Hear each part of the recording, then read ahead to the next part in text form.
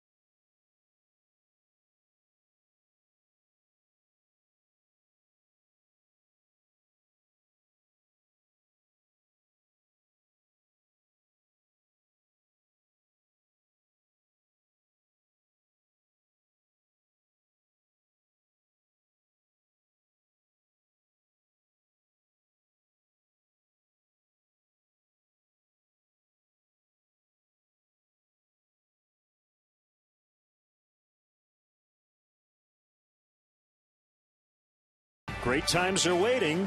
Grab some buds. Ford, manufacturers of America's best-selling brand. Check out our best-selling lineup at your local Ford store or online at localfordstores.com. And by Xfinity, your home for the most live sports. Tonight's game is available in Spanish on your SAP audio setting, provided by WRTO La Tremenda, Chicago's Spanish language sports leader. Cubs baseball in high definition on the U, brought to you by Xfinity, your home for the most live sports.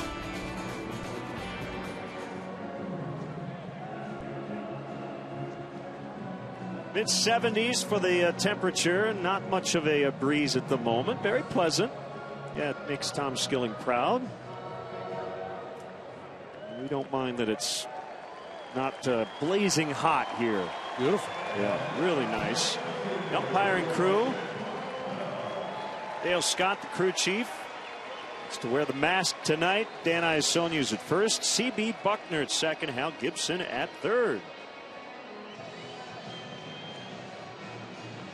Now the Reds lineup, they've been scoring runs, especially since Joey Votto returned from the disabled list. Billy Hamilton got off to a slow start. He's been pretty good since the middle of April. Todd Frazier should be in the All-Star game. There's Votto batting third. Devin Mesoraco cleaning up. Jay Bruce is in right. Ryan Ludwig in left. Skip Schumacher in for Brandon Phillips. He's day-to-day with a heel bruise. Zach Cozart, the shortstop, and Simon, the pitcher, bats ninth. And the Cubs in the field look like this evening. Coghlan, Ruggiano, Sweeney, left, center, right. Around the horn we go. Valbuena, Castro, Barney, Rizzo, Wellington, Castillo gets to start behind the plate, and on the bump, Jeff Samardzija. Talk about that 2-6 record despite the 2.60 ERA. That 2.60 ERA good for 9th best in the National League. 15 starts, 97 innings. He's kept the ball in the ballpark. Just 5 home runs allowed. 90 punch-outs, 29 walks. And we look at his other numbers. His whip, very good. OPS against, outstanding. He's been more of a ground ball pitcher this year than in the past. Strikeout rate above league average and walk rate better than league average as well. He's pitched twice against the Reds this year. Pitched well, but he's 0-2 with a 2.84 against them for his career. 1-5 with a 4.25 ERA as a starter. 9 starts against this Cincinnati ball club. Just feels right to say the Cincinnati ball club. The Cincinnati ball club. That's the way the old-time scouts would say it. So switch hitting Billy Hamilton, trailing only D. Gordon among all major league players in stolen bases. He's got 31. He's got a hit and a steal in all 5 games against the Cubs this year, and he takes a fastball out of the zone for ball 1. And switch hitter's been, excuse me, been much better from this side of the plate. He's got a 10-game hitting streak during which he's hitting .383. That is a strike. Officially the wind out of the east at 4. As we get started, it's blowing in. Not doing a whole lot right now. Yeah, left-handed Billy, pretty solid stuff. Right-handed Billy should probably be hitting in the 8-hole. Makes you wonder if he should just bat left-handed all the time. Yeah, Well, it's early. It's early. Give it a go and see how it works out. Overall, 309 on base percentage. You'd like a little bit more than that out of your leadoff guy, but boy, what a weapon when he does get on. Off the plate in. Good velocity here in the first inning. Jeff Samardzija hitting 96 that time. Yeah, you know, every start it seems like he's, you know, mid-90s right out of the gate. Some guys it takes a while to get going. That does not happen with Samardzija, and he's able to maintain it throughout.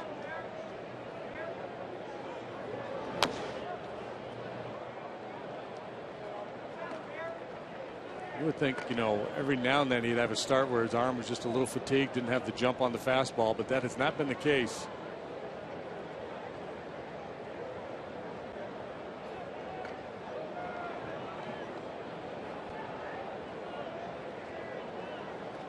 Two and two on him.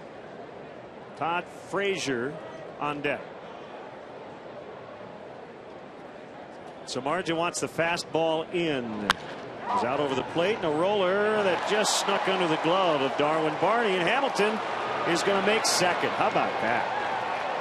Oh my goodness, in a flash he went from home to second. Yeah, he's a game changer out there. Everybody has to always be on the alert for Billy Hamilton and his speed and his ability to take an extra base. He speeds up the game, so you have to, you know, do things a little bit more quickly. I don't know that there's anything Ryan Sweeney could do on this ball. Barney gets a little piece of it, slows it down, and that allows Hamilton to get to second base rather easily.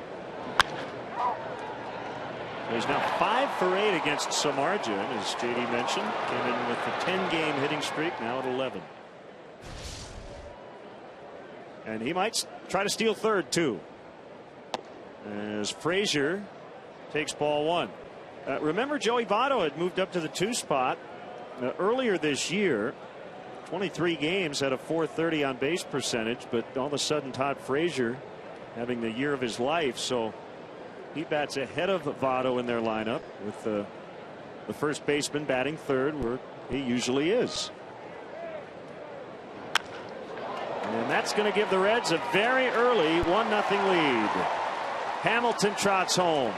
Frazier around second, loses his helmet on his way to third. Throw there way off line. A double and a triple to start the ball game for the visitors.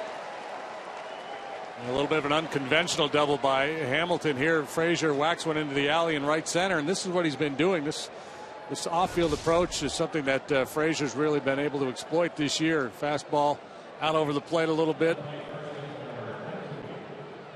He's moving around the bases pretty well too. You don't think speed when you think of Frazier.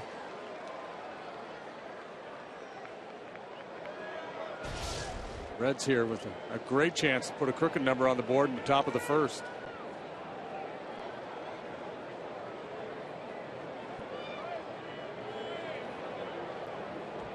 Field in against Votto, who really crowds the plate. That pitch was not really inside. It was high. Votto ducking out of the way. His head's right almost over the plate. His elbow's on, sitting on the inside corner. That pitch is on the plate.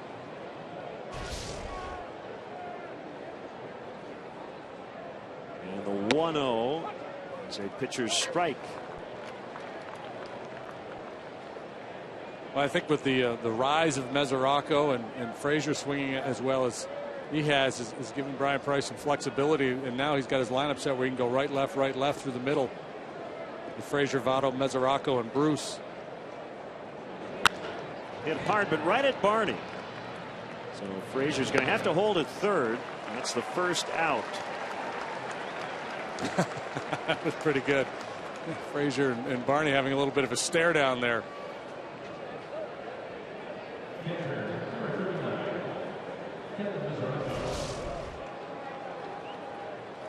Take it out. Sharply hit. So Barney knows he's got a lot of time. And Frazier not retreating to the bag. He's going to try to hold his ground as long as possible.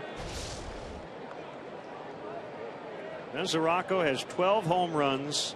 Already a career high in only 41 games. Infield still in. Big swing and a miss. He's had 2 stints on the DL to boot. Yeah, because of that, he doesn't have enough at-bats to qualify among the league leaders, but obviously with the numbers he's put up, he would. His rate stats are off the charts. The big OPS we showed in the Open. He's hitting a home run every 12 at-bats. That's the best in the National League. They dealt Ryan Hanigan to Tampa Bay. That opened up more playing time for Mesoraco this season. Yeah, that's I haven't seen that since Johnny Bench was catching in Cincinnati.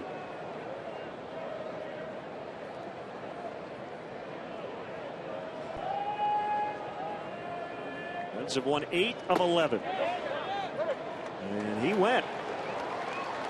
And it's 1-2.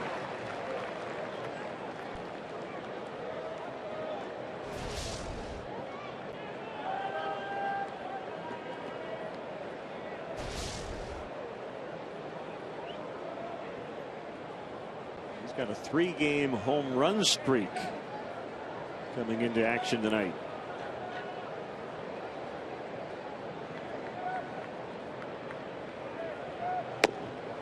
It's to me like he's crouching. He's getting a little bit lower in his stance. Boy, Samardzija really wanted this one, and it sure looked like a strike. Sure. Inside the box, not even on the line.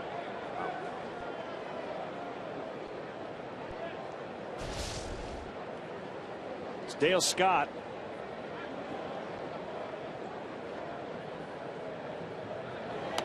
And he hit him on a 2-2.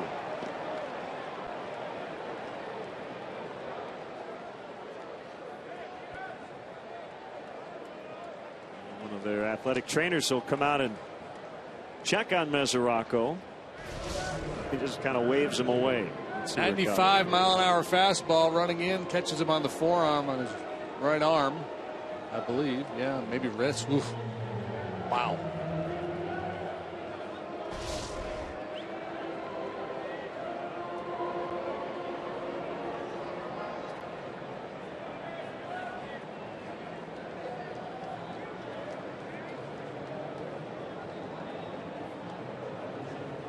Showing Rizzo the bruise.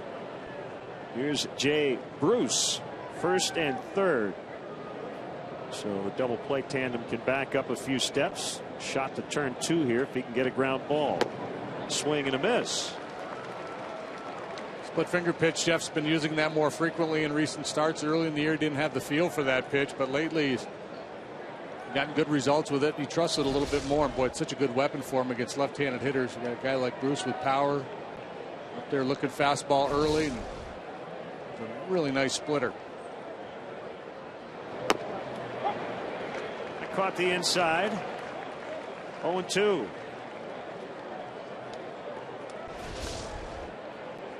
Little cut fastball here.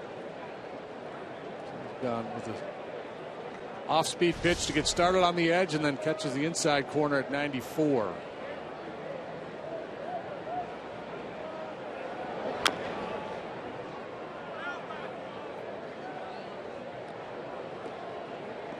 There was some DL time in May for Bruce. He had a partially torn meniscus in his left knee. Had surgery, missed 14 games. Basically missed the minimum. That's how quickly you can make that turnaround, or at least just do a little quick healer. A little cleanup and back on the field. That's pretty impressive. Strikeout would be very nice here for Samardzija. Blocked by Welly. First start off the DL for Castillo. Activated yesterday. Caught the 9th inning after pinch hitting late. Get him to chase that splitter in the dirt. Bruce would have none of it.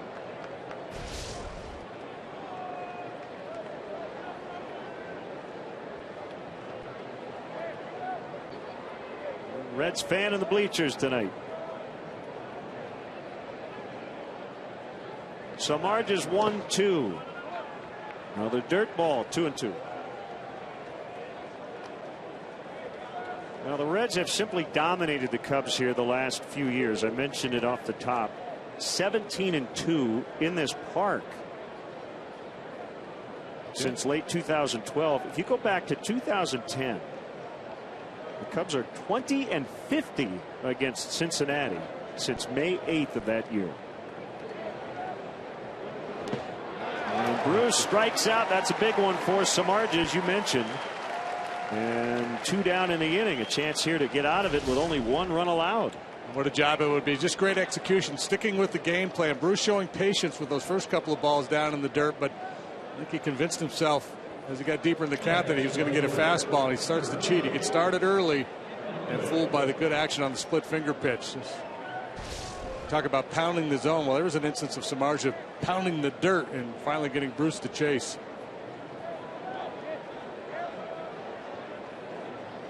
Yeah, they have not been good company here, have they? They've been rather obnoxious. They come in, they sit in your favorite chair, they take control of the clicker, go through your refrigerator, eat all your leftovers. Veteran Ryan Ludwig, ground ball to short. Castro will toss it to Barney, and the inning is over. They get 1, could have had more. Cubs coming up.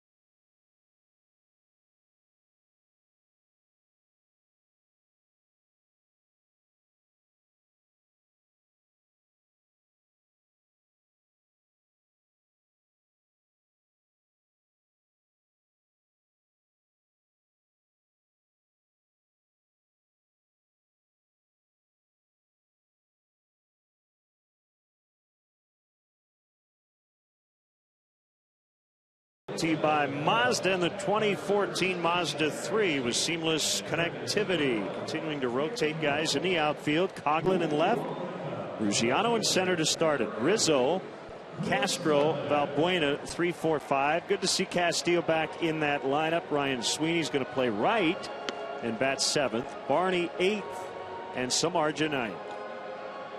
How about the Reds in the field? Boy, they've been really good this year. They've only committed 30 errors. That's the fewest in the National League. And tonight they have Ludwig, Hamilton, and Bruce in the outfield. Hamilton with great range. Bruce with a cannon for an arm. Frazier, Cozart, Schumacher, and Votto on the infield. And Devin Mesoraco behind the plate for Alfredo Simon, a 33-year-old right-hander having one heck of a year. 10-3 with a 3.05 ERA through 14 starts. That whip is good for 8th best in the National League. He's not a strikeout pitcher. Throws a lot of sinkers, gets a lot of ground balls. There's one of those two-seamers for a strike. His game is very similar to Willie Peralta over there in Milwaukee. A guy with, power arm that throws hard, but is not a strikeout pitcher. It's a curve for a strike, 0-2. Mostly two-seam fastballs, occasional cutter. He'll throw a curveball and a split finger pitch. There's the splitter. Whoa. We've seen 3 of his pitches already, and they've all been strikes. 2 men and a baby. Enjoying the ball game. No shoes required tonight. Yes. That baby's living large right there.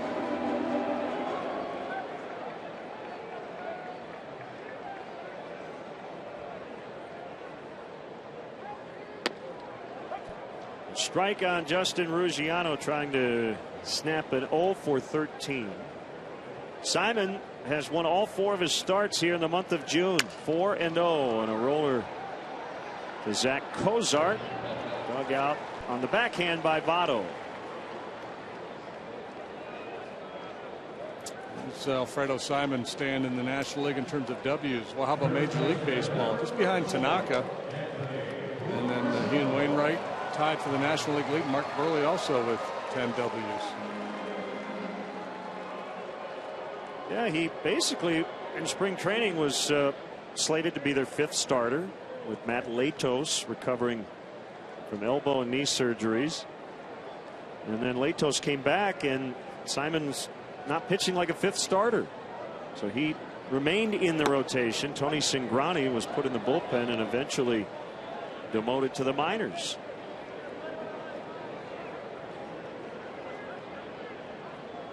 The 0-1 swing and a miss by Anthony Rizzo. Reds team ERA 3.68. Right at league average. Their starters have the 5th best ERA. Johnny Cueto leading the way. That ball hit hard, but it'll be caught by Billy Hamilton and found a couple of fans in the bleachers. Don't throw it back, sir. 1-0 Reds. Uh-oh.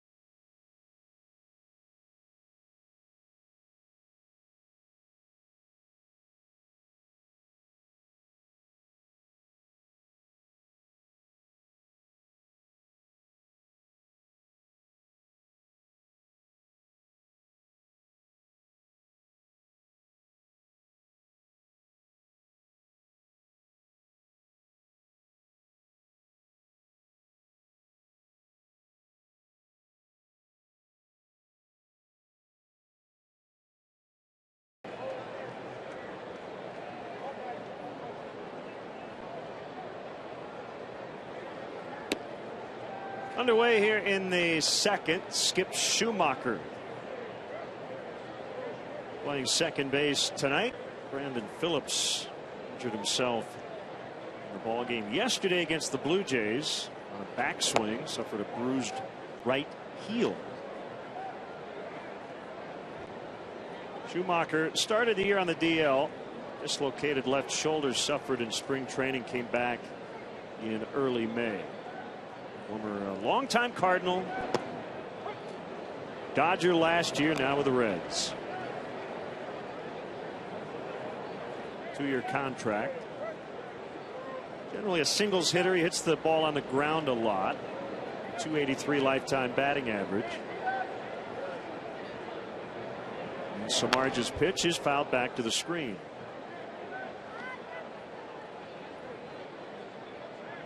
Yeah, not a real dangerous hitter, doesn't hit for a lot of power, but he's always been a tough out. High average hitter who doesn't strike out much. Versatile defensively, plays second, plays all 3 spots in the outfield. There's a ground ball. Rizzo to Samardzij for about the 873rd time this year. Yeah, there you go. They might lead the league in 3-1 plays, that tandem there. You can send us your Cubs Let me take a selfie. selfies at hashtag WGN Cubs. That's on Twitter if you're unfamiliar with the process. They've already started to pour in. That man's for the Cubs, or at least his shirt is. Outside on the shortstop, Zach Cozart.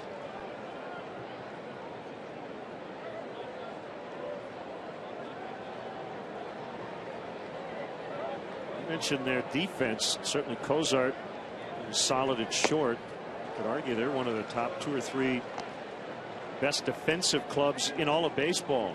Not only the fielding percentage, but some of the other quantitative numbers. Their defensive efficiency, team number is in the top 3. Run prevention, it's pitching and defense. Yeah, well, all ties together. Yeah, and now that they're swinging the bats much better. They scored 57 runs in their last 6 ball games. Scored a ton of runs over the weekend in Toronto. So they're kind of poised to make a run, this club. Shuffled to the right. Castro makes the play. 2 down. And meanwhile, in St. Louis, they put Michael Wacha and Jaime Garcia on the disabled list. So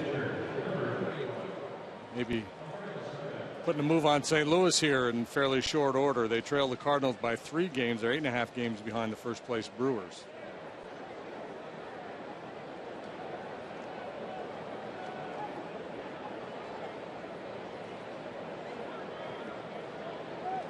So the pitcher Simon, 4 out of 40 in his career.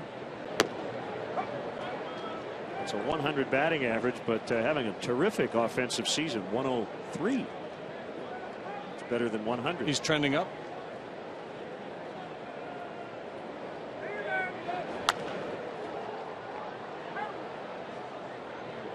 Well, he's been mostly a reliever in his career. Was it 2011, I guess, the last time he got a significant number of starts with Baltimore? And that didn't work out so well.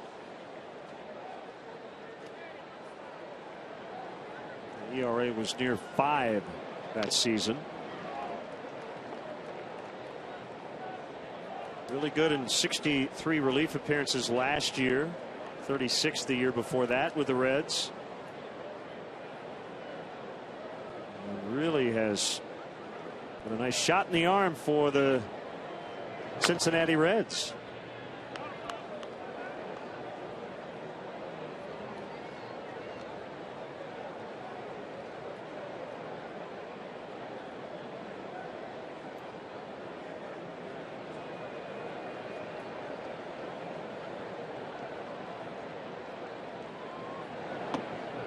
Inside for a ball.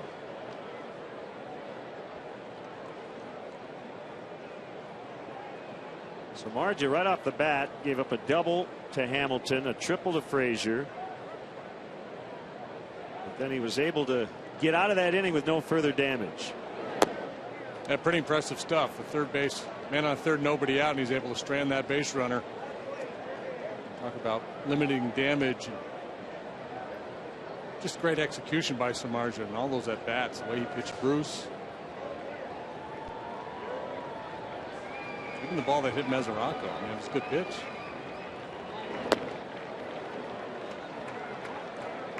Didn't want to make a mistake over the play. End up whacking the guy, but that didn't really hurt him. It set up a possible double play.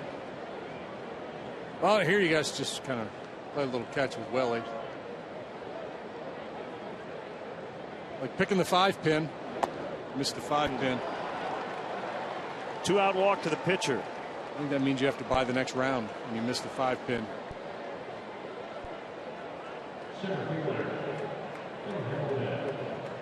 He's got to face Hamilton here.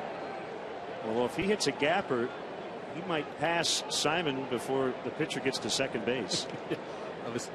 He'll have his hand on his back like he's a pulling guard. Might be a good strategy for Jeff. Give up a gapper here and just watch Hamilton have to honk his horn at Simon.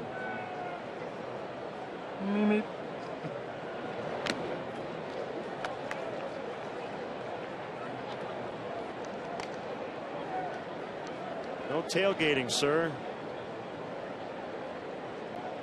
Little dude at the ready out there with his glove.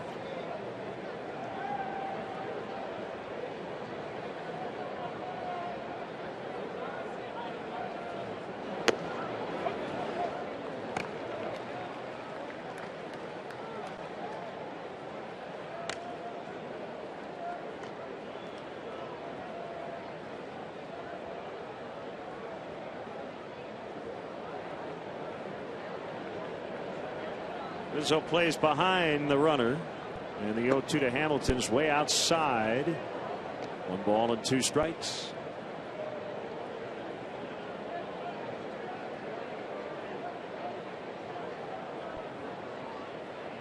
Hamilton hitting .302 since the 15th of April. And a swing and a miss. So Samardzija walking the pitcher, but then he strikes out Hamilton to end it. 1-0.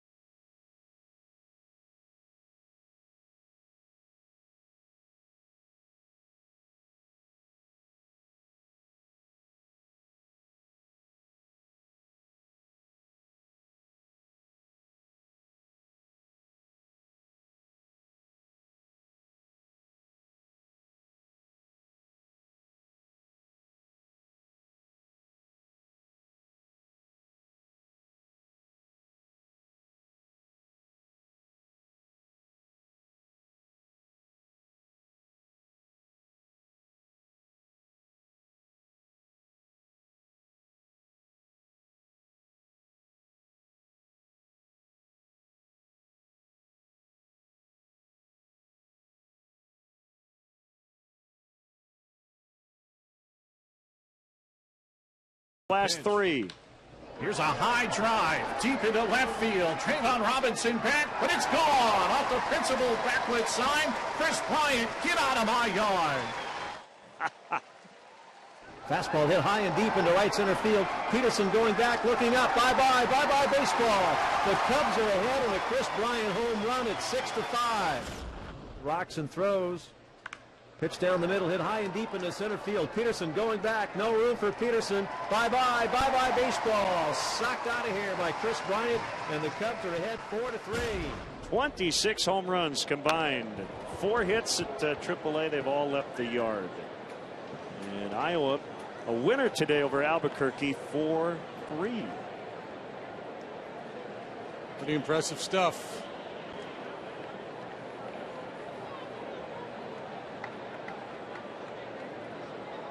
Here's the 0-1 to Castro. 1 ball, 1 strike on Starlin. We're in the second. 1-0 Reds. Scott Z with an interesting tweet. You never want to walk the pitcher, but would you rather have Hamilton lead off the third or face him with Simon clogging up the bases? Good question, Scott. I would say it's never a good idea to walk the pitcher, or generally not. I suppose there might be some weird case, yeah. But yeah, I'm going to say I'd rather face Hamilton leading off. Yes. But good thought.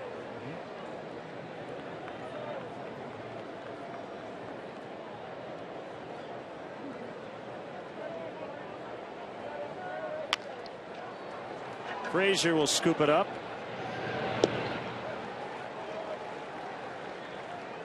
Cub fans, if you want to manage the game along with Rick Renteria, log on to WGNTV.com right now. Click on the WGN Sports Game Zone banner to connect to all the up-to-the-minute stats and information while you watch from home. Game Zone is sponsored by The Great Escape.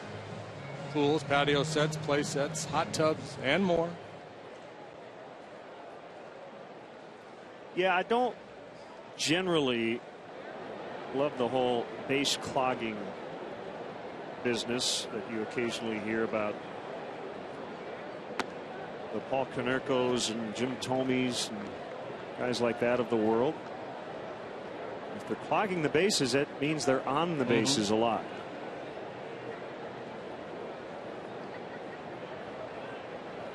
Yeah, would you rather that they have a little speed and be able to move around the bases better? Sure.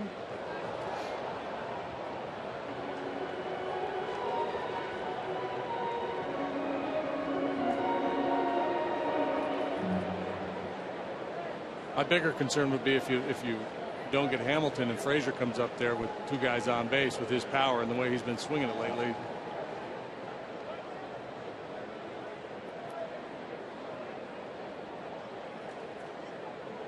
Yeah, speed is always a concern when your opponent possesses it, but generally if you keep him off the bases, it's not an issue.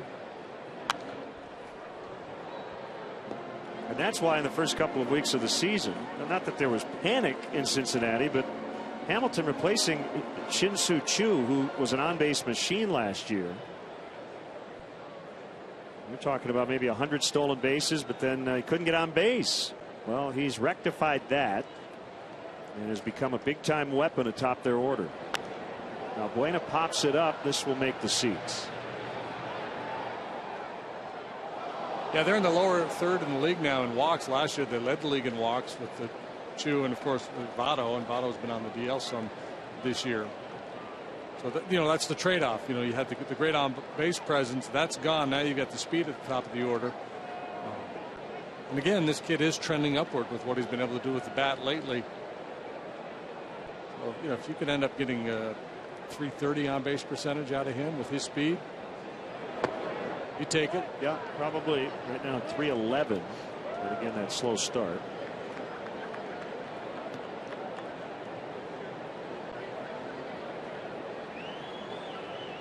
It's hard to find Ricky Henderson, a guy that can do it all at the top of the batting order.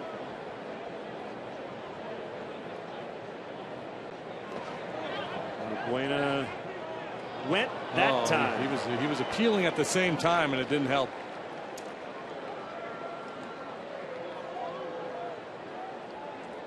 So 2 strikeouts for Simon.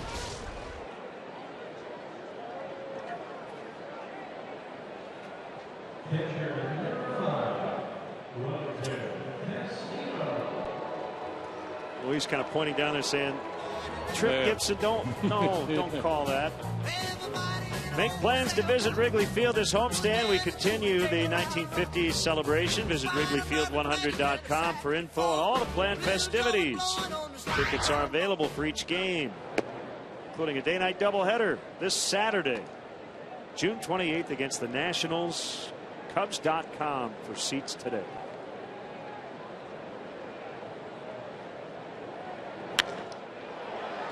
Ball's going to get into center, and the Cubs have a base hit, courtesy Wellington Castillo, their first knock of the night.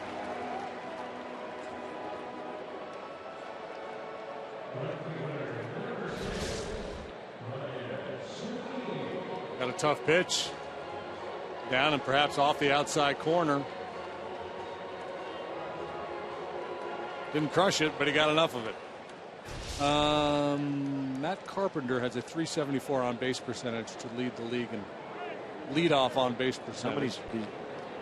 You have his steal totals? 2. So that's the question, right? Would you rather have Matt Carpenter or Billy Hamilton this year as your leadoff guy? Yeah, Carpenter. Yeah. I'd probably rather have Carpenter. 60 points better in the on base percentage. You got to take it.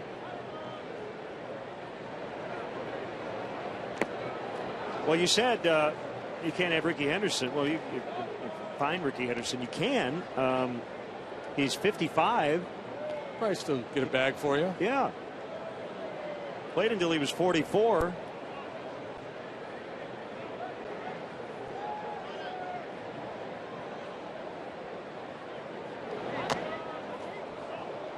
But I mean, to find the true next Ricky Henderson, you need a guy who has a great eye at the plate, takes walks, hits home runs, steals a lot of bases, and talks about himself. And is tremendously quotable. Yep. Yeah. And you got it.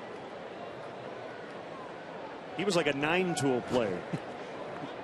Played with a lot of swagger. Sweeney fouls. Still 1-2 on him.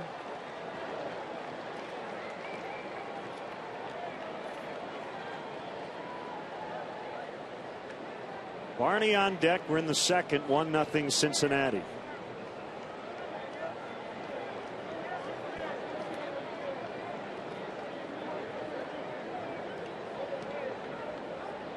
Votto plays behind Castillo. That pitch is low and away. Get a big dose of these Reds here the next couple of weeks. 3 here, and then on the Cubs' next road trip, 5 in 4 days at Great American Ballpark.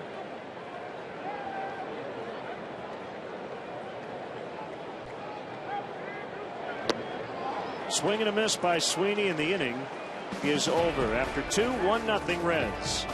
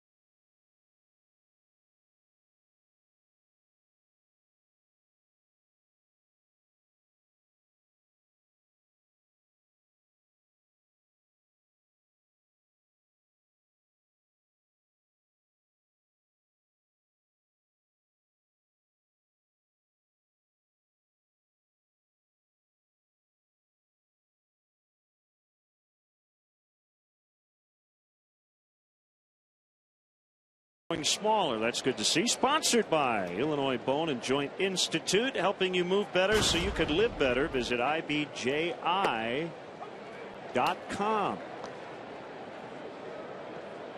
Third inning and a strike on Todd Frazier, an RBI triple in the first inning.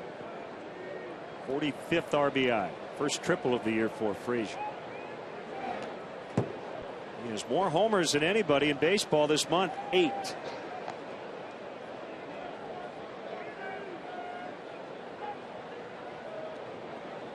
Good numbers off Samardzija. 7 out of 22 before that triple with 2 long balls.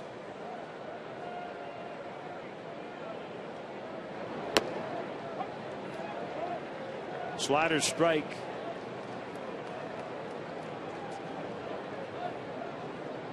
Andrew McCutchen and McCroy, we've seen plenty of. Haven't seen Gaddis in a while. He's having a heck of a year. People talking about Evan Gaddis as an all-star, but that catching position is really deep in the National League.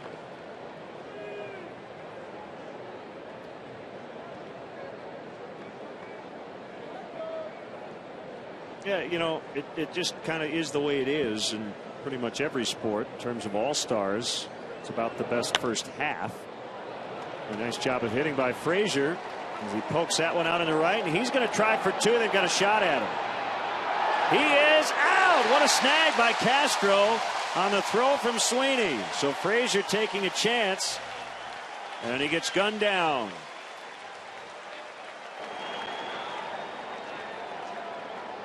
Bryant Price is going to not come out. He took 2 steps out of the dugout and was told, nope, he's out. Lunges at this ball that's well off the plate, well down below the knees, like a tennis player, just kind of blocking one the other way. Good play by Sweeney to hustle over and then get off this good throw, but the pick on the other end by Castro. That was sweet. He didn't have a whole lot of time to secure that baseball. You see it's a little wobbly there. He applies the tag and then has to regrip a little bit to make sure he hangs on. 9-6 to get him. 1-0 on Votto, the pitch. And just back to the all-star stuff. Really do it, I think, totally correctly. We should probably start with the day after the all-star break and have the second half of one year and then the first half of the following year. And that determines the all-stars, because there have been numerous examples in the past. High and deep to left. Coughlin goes back on the warning track, makes a grab. Long run, but there was some air underneath it. 2 outs.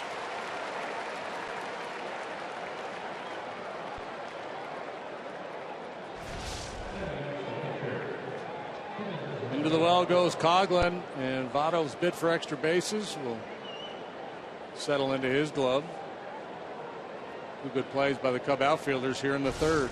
Yeah, I get it. I kind of understand when fans want to reward a guy for a career. You know, obviously Derek Jeter and those perennial type all-stars, even if they're not having an all-star year. But you're right. You're talking about guys who just maybe so-so in the first half and then absolutely light it up in the second half. But and back, years ago, there were 2 all-star games. There was one at the end of the season as well. Yeah, if you're known as a great second half player, you probably come up on the short end of the stick for the all-star game. You'll get recognized in September.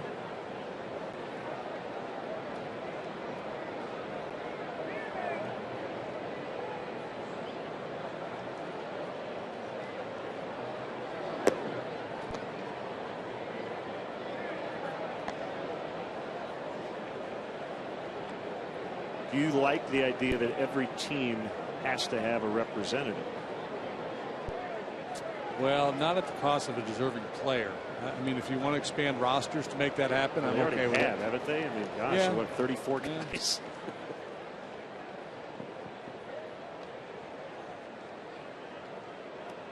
I think the thing that, and I think we've talked about this before, the home run derby's kind of lost its luster. Oh, for me, big time. And I haven't paid attention to that in years. Yankees had Old Timers Day. I think it was yesterday, and I think an old timers All-Star game would be fun. The home city, so Minneapolis get some former great Twins against an All-Star team. And I think more people would watch that and be interested in that. I would. The night before the All-Star game. 3-2. Yeah, and if nothing else, tighten up the format for that home run derby. It takes too long.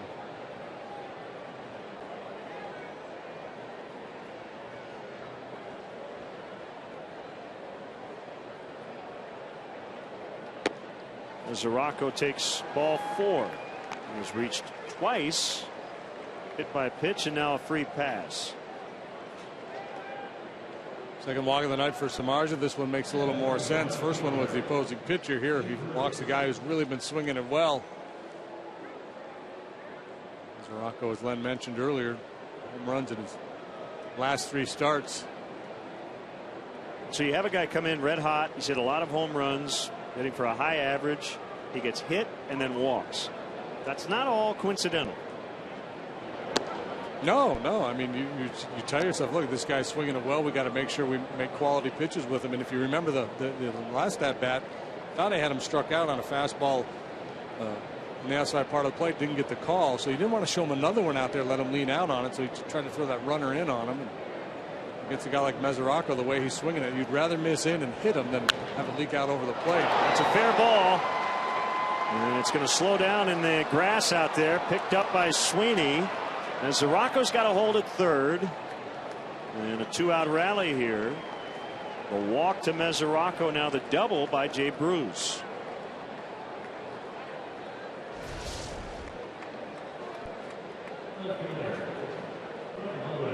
A slider that stayed in the zone for Bruce. Not a whole lot of room to get that ball by Rizzo, but he hits it sharply, and Rizzo can't knock it down. Billy Hatcher leaning out with 2, saying 2 bases. That was an easy double for Bruce.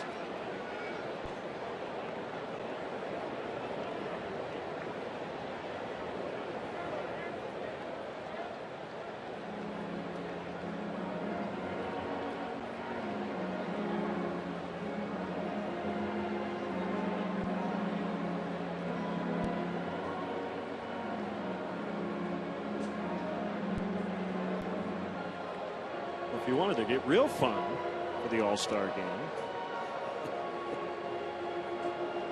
as incentive to win the World Series the following year, the World Series winner gets 1 extra game. They get to play 163, and they take on the Major League All-Stars, who have a chance to hang a loss on last year's World Series champs.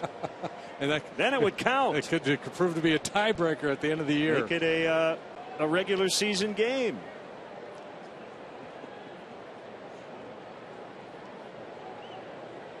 Oh, well, we just have fun with it.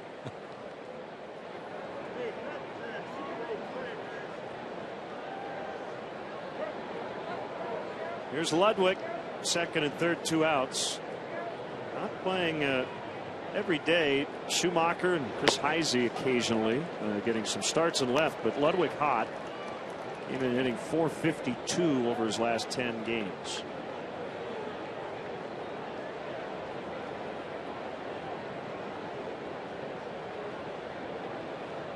Looking up Ryan Ludwig's stats, maybe. Playing words with friends, who knows? Center field, Ruggiano takes a look back. He's going to have room right in front of the 400 marker, and the inning is over. That guy's going to hang on to that ball. 1-0 Reds.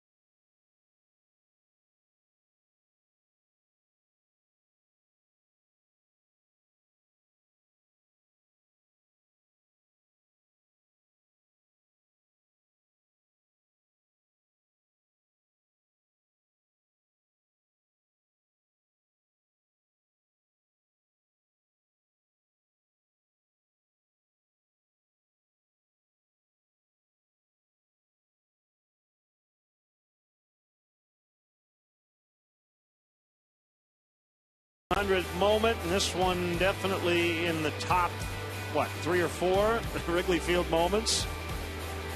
A couple of Hall of Famers doing battle late. Ryne Sandberg tying the game. Bruce Sutter, the Cardinal closer, twice. After Willie McGee had already been named the player of the game. The scrum out there for that home run ball, pretty impressive. 5 out of 6 was Sandberg that day. General admission seat $3.50. Brought to you by Southwest Airlines. Find our fares online only at southwest.com. That was a game of the week performance.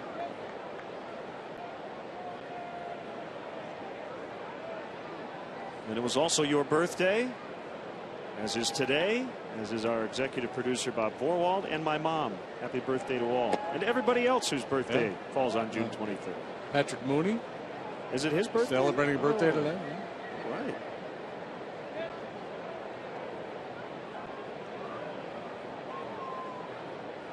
A 2-0 on the way to Darwin Barney. Yeah, and I just want to remind everybody that the celebratory fireworks for my birthday were canceled tonight. They've been rescheduled for Wednesday over at the Navy Pier. Okay. Same, I've heard in D.C. they'll do it when we're there on July 4th. Darwin broke his bat.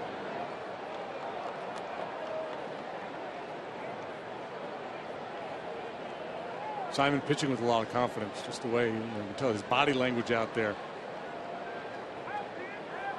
Very good about things, and why not the way he has pitched. So Darwin's dad's name is Dave. His mom's name is Dee Dee. He has 4 siblings. As he finds left field. That should be extra bases for Barney. Ludwig picks it up. Barney's going to go for 3, and Ludwig reached in, and Darwin might as well keep on going. I don't know if he reached in or not. He eventually put up his hands. And he'll have to go back to second. If he had reached in and then dropped it, Barney would have been allowed to score.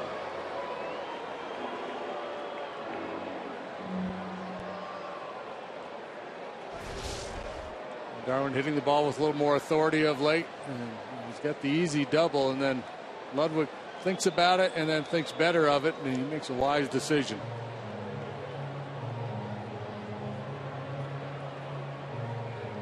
Ricky Renteria now wants to talk it over with the umpires. He didn't actually get in there, so made the right call.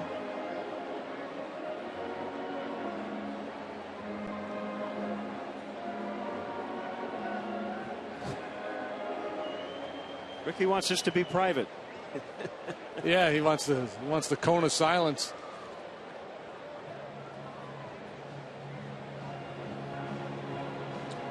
I guess not asking for a review here, but asking for help from the other umpires to see if they saw it any differently.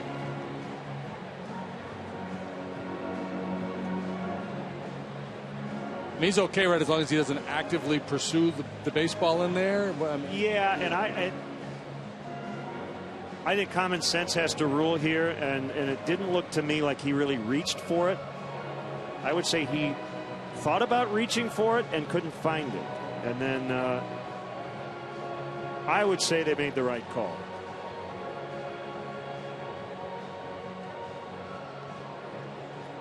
I think that's what Dale Scott's asking. Did he reach in? I think he more is looking. He did touch the ivy, but I don't know. Although I know if you find a Pro V1 in there, it's mine.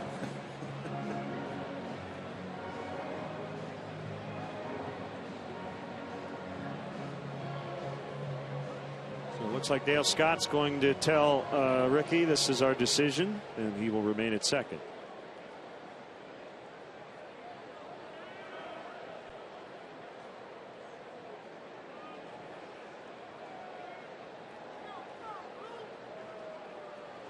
I mean, I would say you got to kind of reach your hand in. Yeah, I think you got to be in the process of kind of He never did that. But it's always a smart play to just keep on going, and that's what Darwin Barney did. This is our speed replay brought to you by Xfinity. Xfinity, your home for the most live sports. Samardzija set to bunt, throw back to second, and Barney is back. And Jeff pulled the bat back in time. So just to finish the Darwin Barney family. Parents Dave and Dee Dee, brother Doug, brother Davey, sisters Deanna and Darylyn. That's the thing you hear. His dad's a dentist. Yeah. Popped it up. One away. He broke his bat on a bunt, or did he break it? No. Might have slammed it into the ground. I don't know. Okay. I was marking my scoreboard. Yes, I was doing the same.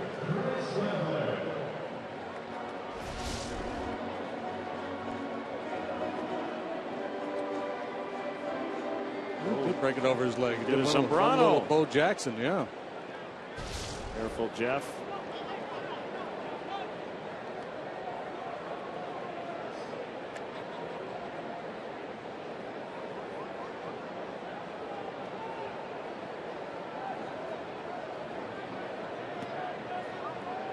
Coughlin with one out. And a strike call. I bet you Big Z did that 3 or 4 times in his career. He's always. Yeah, I'm pretty sure I witnessed a Made couple. you a little nervous.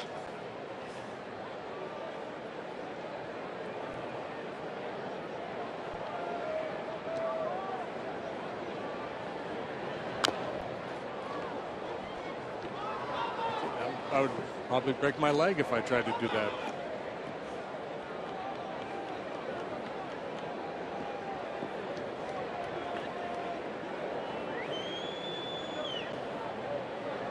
Samardzija knows how important it is to get that man over in that situation with the lack of runs that this club has scored, especially when he's been on the mound. Every little bit helps.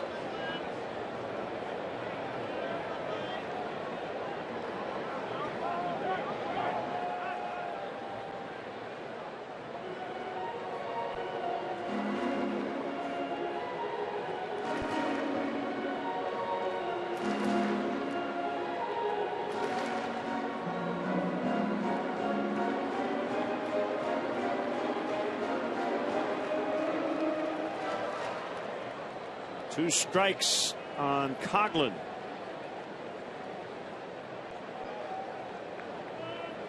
Let's go to the splitter here against lefties. That was a tumbler. That one stayed up in the zone, but he got away with it. The off-speed nature of the pitch had Coughlin out in front a little bit.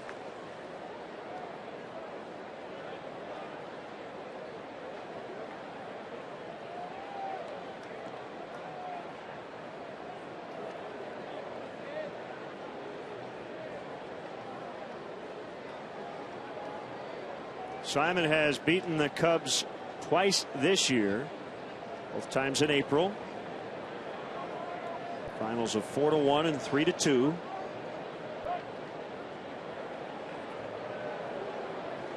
He is 7-1 with a 2.66 ERA on the road.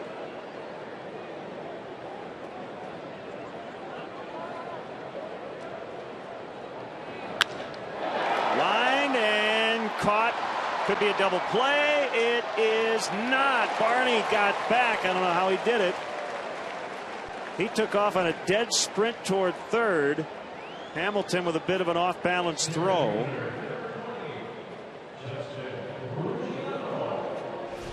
Barney yelling at Hamilton, surprised that Hamilton was able to close on this ball so quickly and make the play. And I don't know if it was Gary Jones or just realization by Barney that that ball might get caught that caused him to slam on the brakes, but there he goes.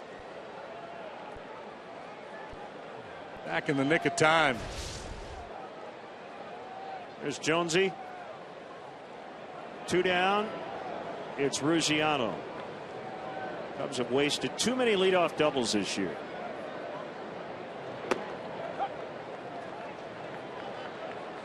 Called strike. And not only is Hamilton very fast out there in center field, but he's got a really good throwing arm as well. Former shortstop. Swing and a miss on a breaking ball.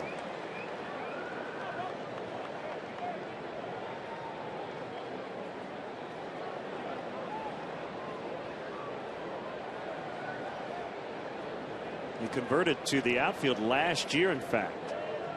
He's not been playing out there very long.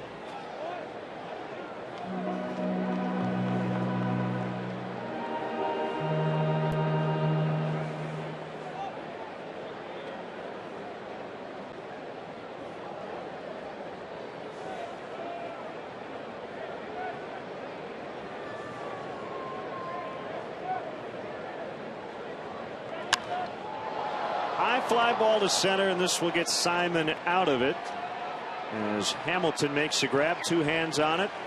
Inning over after 3. 1-zip Reds.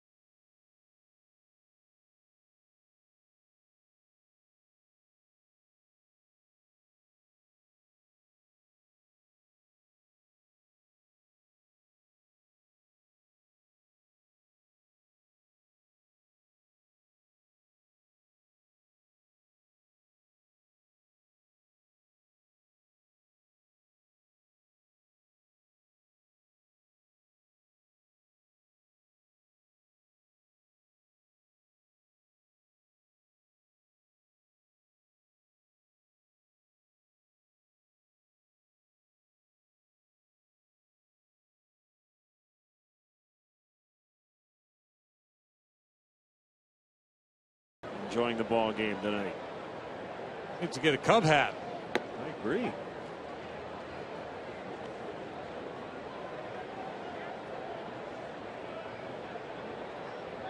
Probably wondering why we're not blitzing more often. Well, I think he's probably wondering why Samardzija is not one of his wide receivers. 2 strikes quickly on Skip Schumacher. Yeah, maybe he's here to make his pitch before the trade deadline.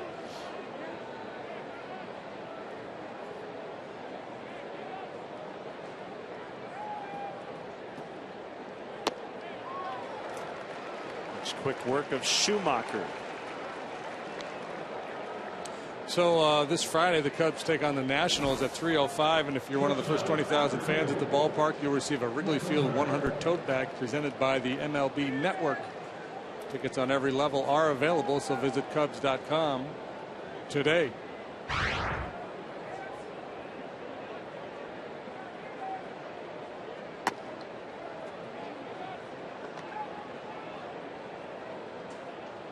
Cozart grounded out his first time up. Honest 6-game hitting streak.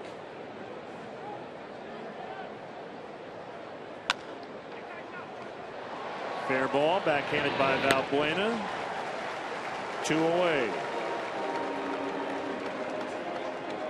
Well, Jeff did this in the second. 2 quick outs against 7 and 8, and then he walked the pitcher Simon before striking out Hamilton to get out of it. That was one of those pink elephant walks.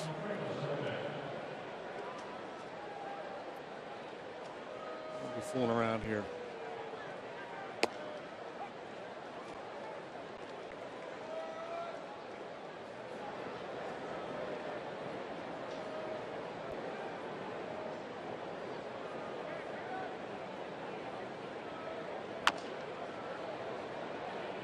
Barney will scoop, and that's it. 1, 2, 3. Go the Reds. Fourth inning, 1-0 visitors.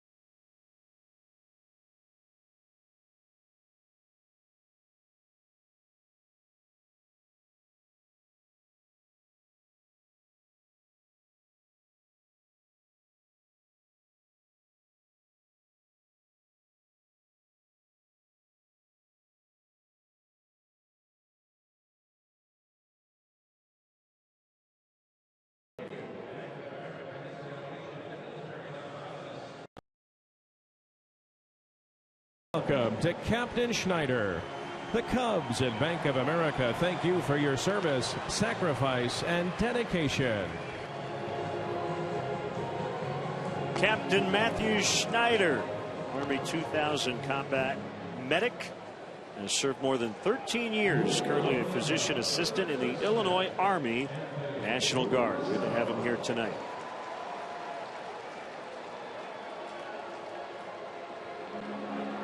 1-0 Reds. They got their run in the first inning. We're now in the Cubs' fourth. Rizzo, Castro, Balbuena.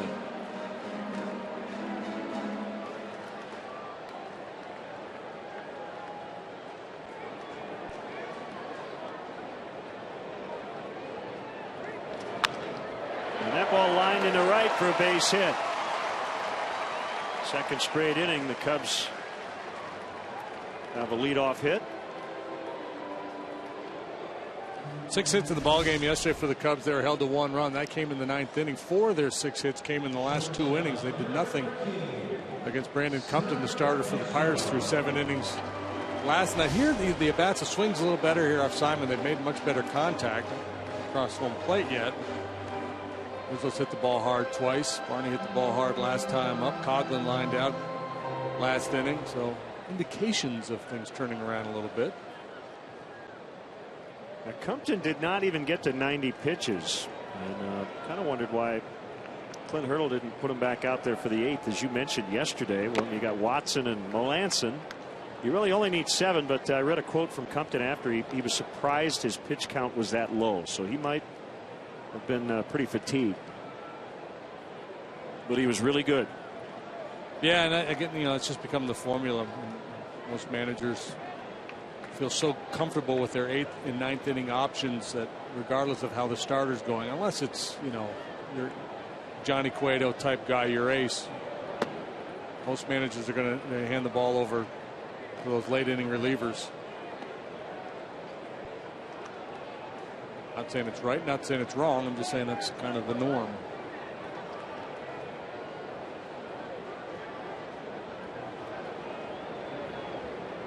1 ball, 1 strike on Castro, hitting .322 over his last 22 games.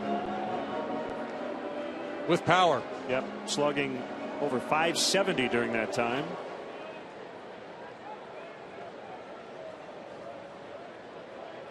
That's a really good cleanup hitter.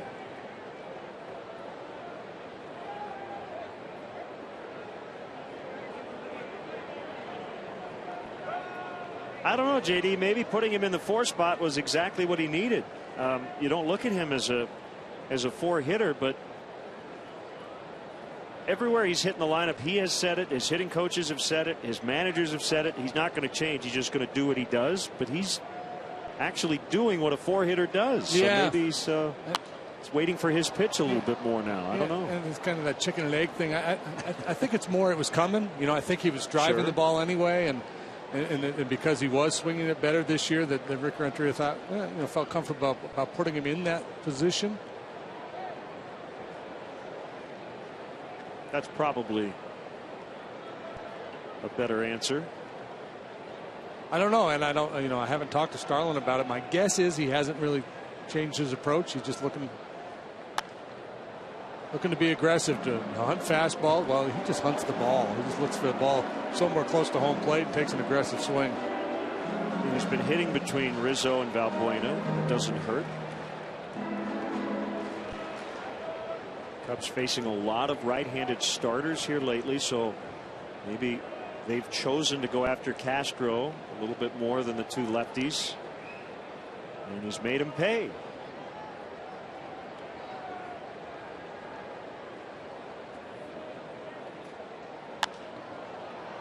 Right field, and Bruce will not have a play.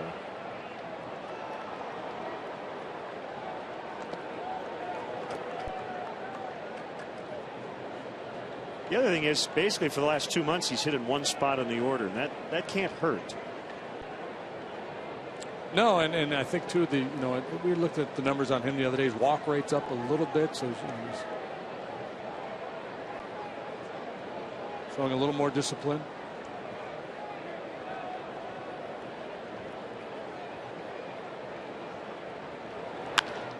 And he lines one in the left.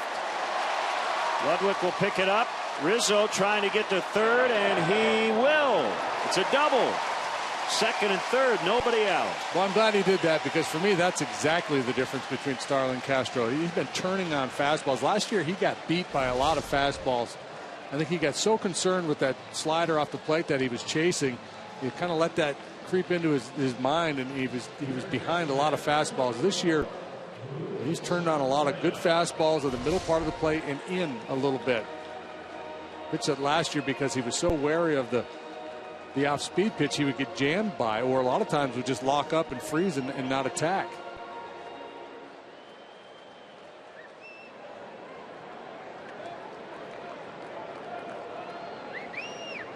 Big chance here.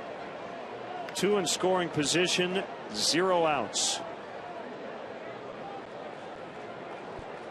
Now, Valbuena had a sizzling month-long stretch recently, but as is usually the case, guys cool off, and he has. They just try to limit the slumps. Hitting under 200 here his last 9 games.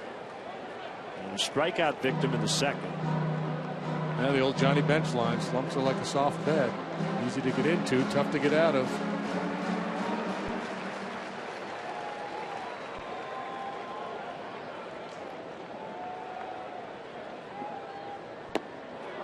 Big swing at the breaking pitch, comes up empty. Typically, when a guy starts to struggle and you put him in this situation with a couple of men in scoring position, the desire to contribute is so strong, you get out of your game a little bit. Maybe swing at pitches you otherwise would not.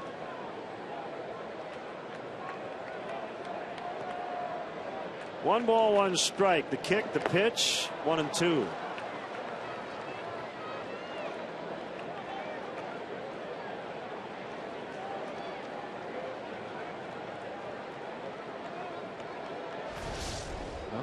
Back-to-back breaking balls. Well placed. Does he do it again?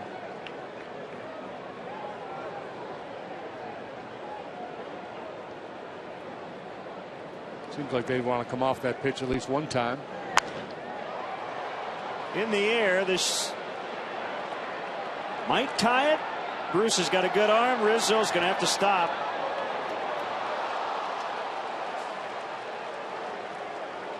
It's a much easier call for Gary Jones with nobody out, because you've still got another shot here on a sac fly opportunity. Yeah, especially with Jay Bruce. He's got one of the better throwing arms in baseball out there in right field. This is a relatively shallow fly ball. I think if this were the second out on the catch, they would gamble and send him.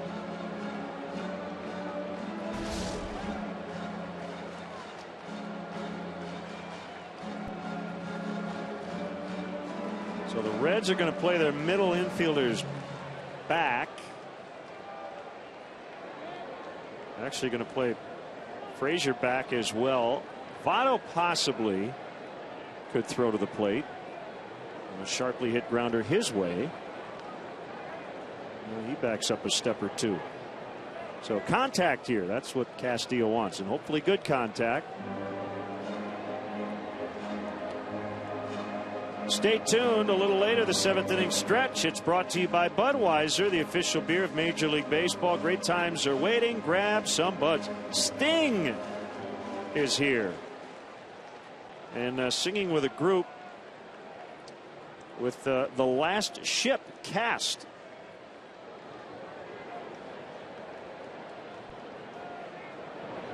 Inside, almost hit him. It's a new musical with an original score by Sting. And currently playing at the Bank of America Theater through July 13th. Broadway and Chicago.com for tickets.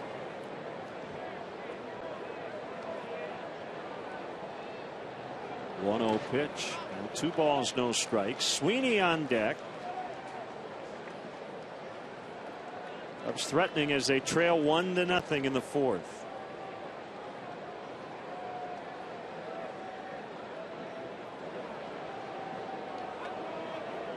You come into this bat thinking, yeah, a little fly ball to center field probably gets the job done. You're trying to stay inside the ball so you don't roll over. Your thinking may change now that it's 2 balls and no strikes. Maybe you're looking to really tear into one, like he was. Maybe he went out of the zone a little bit, perhaps high, but good aggressive swing by Castillo. Base hit last time up, hit a fastball off the end of the bat. Yeah, this was clearly up out of the zone.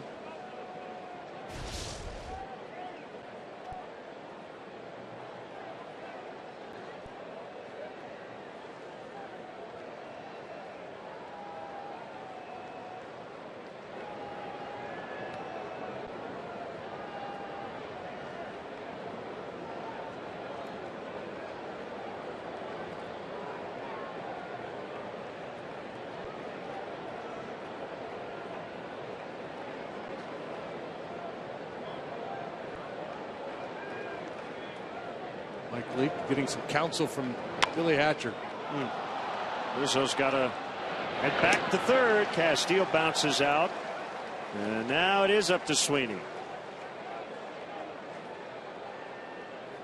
Wow. Leadoff double last inning. Darwin Barney, they weren't able to advance him. They're second and third, nobody out. Ryan Sweeney with a chance to be a real hero here and get his teammates off the hook.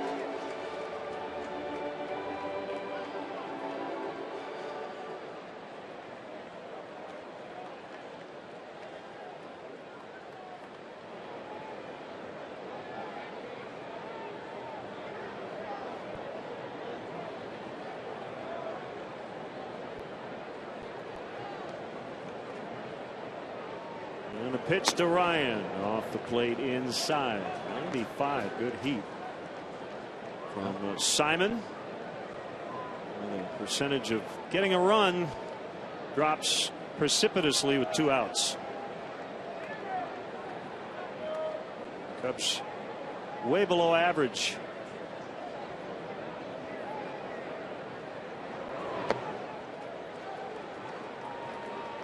2-0. Well, fastball in, then a split finger pitch here on Sweeney. The Reds obviously doing a good job with their advanced scouting. Ryan Sweeney's been hitting a lot of fastballs the other way. Two seamers from right-handed pitchers. He's been hitting to left field, so they go hard in with a fastball, then come back with a splitter.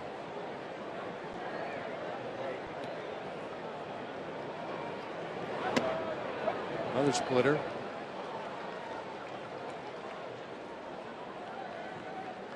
He's not been shy about throwing that pitch tonight.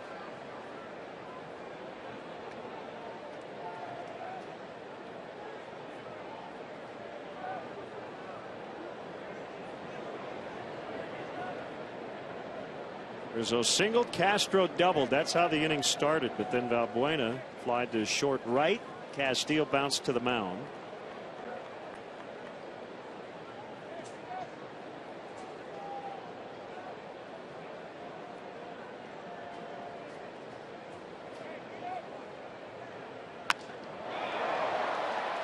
And he is going to get out of it completely with 0 damage done. Missed chance here. 1-0 Cincy.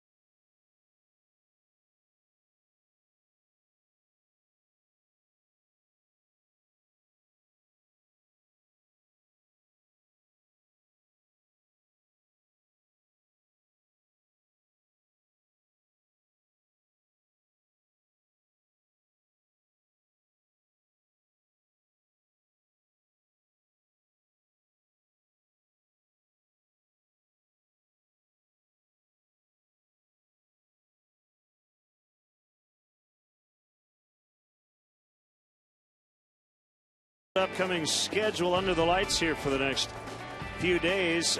Note the start time Wednesday 6 Central on WGN Sports. Ford, go further in any one of Ford's many fuel efficient vehicles. Check out America's freshest lineup at your local Ford store or at localfordstores.com.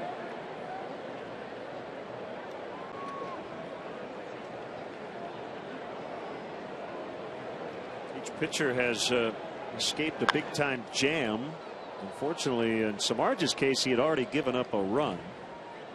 It was in the first inning. Hamilton scored that run.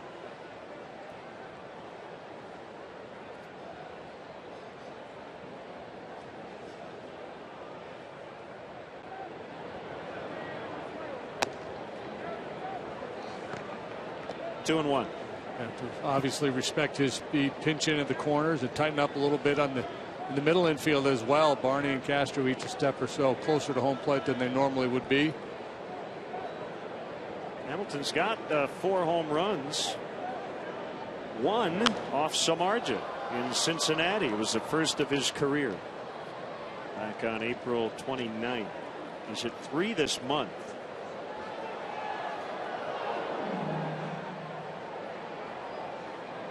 His career high in the minors 6 last year with AAA Louisville.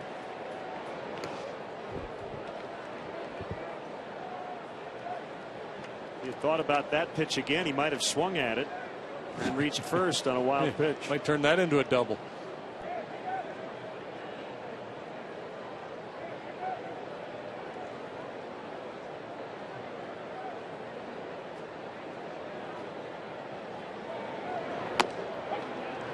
Call strike 3.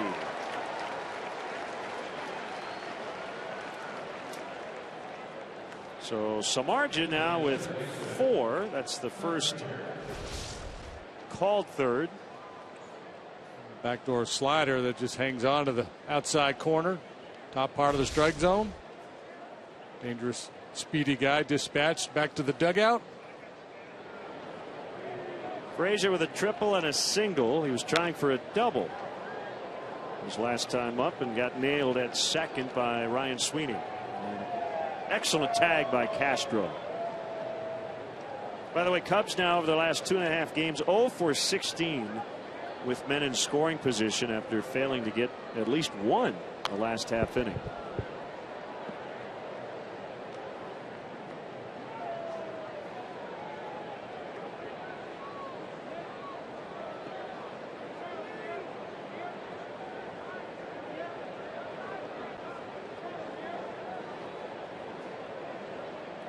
Two strikes on Todd Frazier.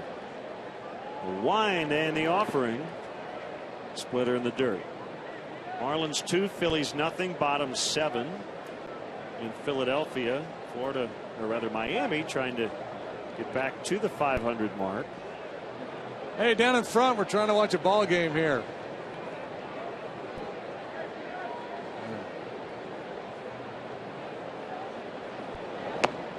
Swing and a miss. Back-to-back Ks to start the 5th.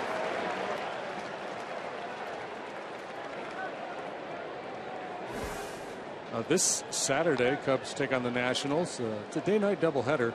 The first 4,000 children 13 and younger attending the first game, that's a 12:05 start, will receive limited edition American Girl doll-size Cubs apparel.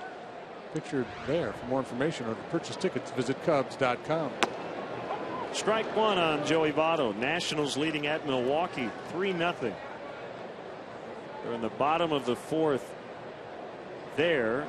Adam LaRoche with a 3-run homer off Matt Garza in the 3rd inning. Gio Gonzalez pitching for the Nats.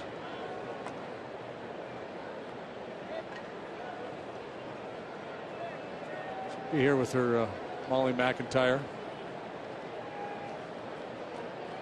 LaRoche is putting together an all-star first half. He is. 312 on bases, well over 400, slugging nearly 500. Yeah, I was looking the other day at the, I don't know if it was weighted on base or OPS, one of those stats. And 4 of the top 12 in the league were first basemen. Because we were talking about Rizzo's chances to make the all-star team.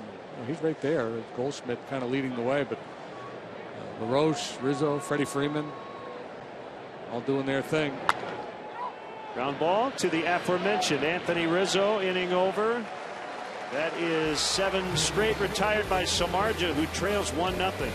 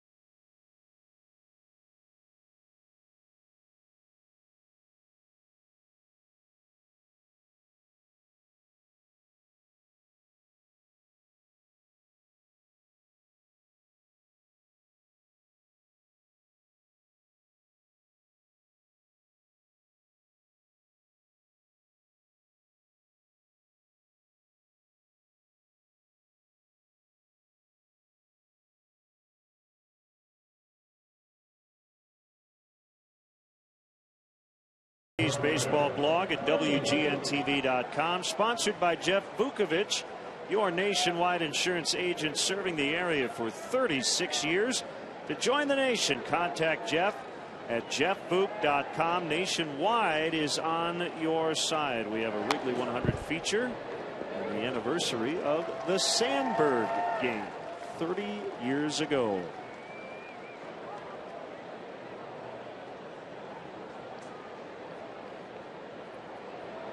On this homestand, the Cubs celebrating the 1950s.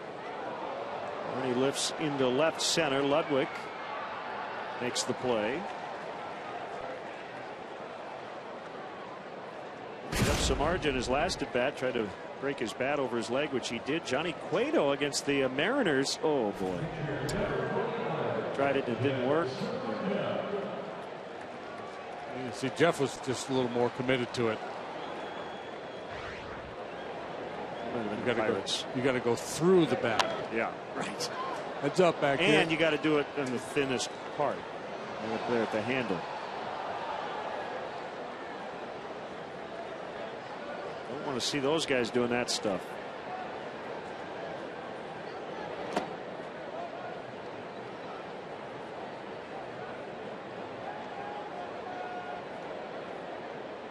One and one on him.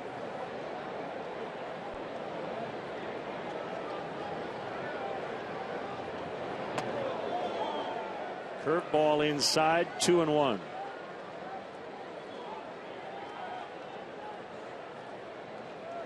Watch how hard this swing is, because he knows he's going to get a heater here. Yeah. It's something he likes. He's going to hit it out. I don't know. I don't feel 3-1. Challenge him. Jeff puts on a show in batting practice. Now it's usually Chris Bosio throwing about 27 miles an hour, but he can hit the ball a long way.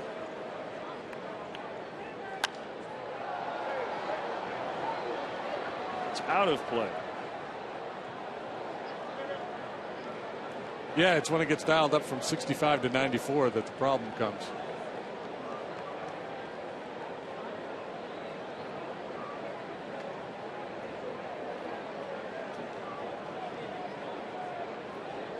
Boz used to throw a little harder than that.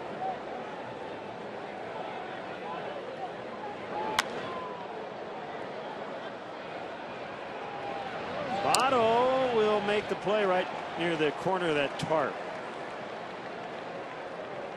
Wrigleyville Rooftops has premier seating for up to 200 for corporate gatherings, family reunions, and bachelor or bachelorette parties. Individual and group tickets are available for all games. For more details, go to WrigleyvilleRooftops.com or call 773-248-ROOF.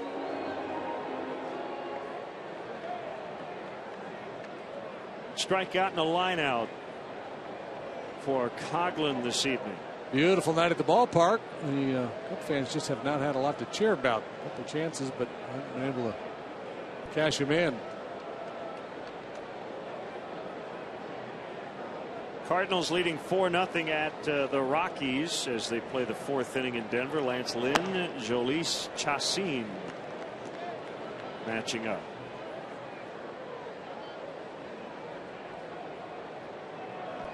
Matt Adams line. You ready? 323 on base percentage, 333. Slugging 502. Yeah, he's starting to hit the ball out of the ballpark a little more frequently. About first baseman with good numbers. His are really improving. You know what they're going to do with their pitching situation now with Marte and Garcia both, or Marte, Walker. I'm reading one note. Walker and Garcia both down now.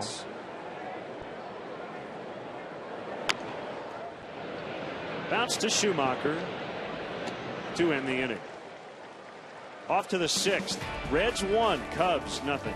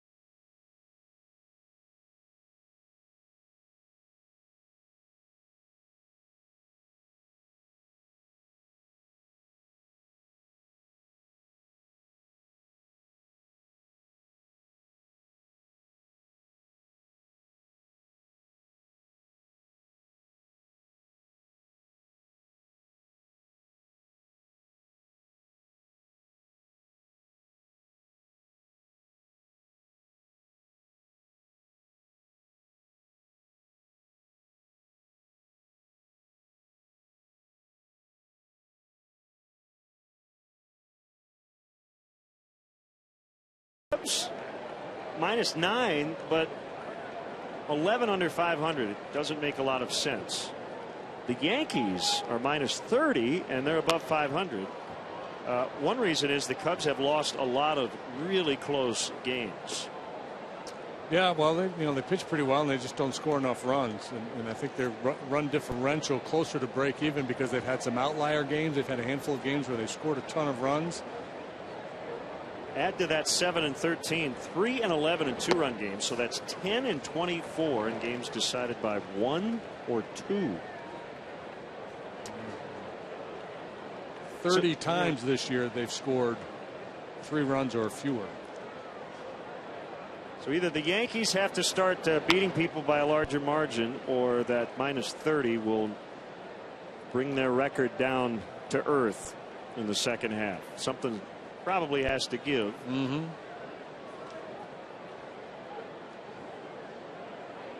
So the Pirates just a game under. The Reds trying to get over 500 for the first time this year.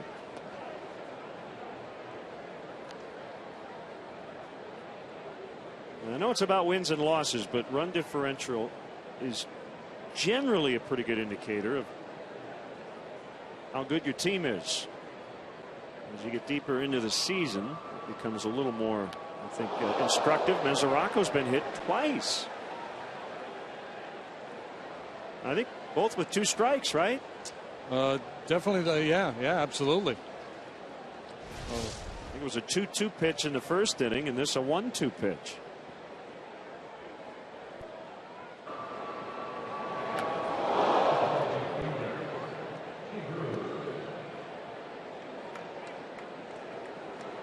One on the upper arm. Last time it was down near the wrist. That was a splitter. Yeah, that one had quite the bite in it. So, man, I get hit by enough foul balls as it is behind the plate. Bruce takes it low, ball 1.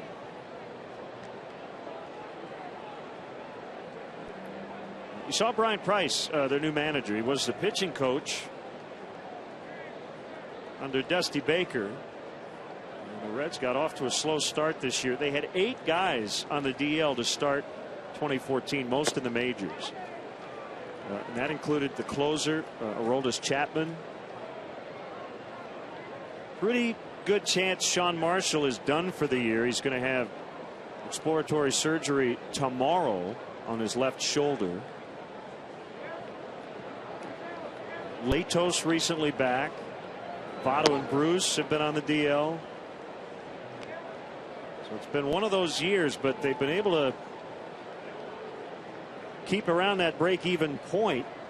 And now if they can stay relatively hot, they're back in it. I think a lot of reasons to be optimistic if you're a Reds fan, the way they've been playing lately and the fact that they're getting healthy.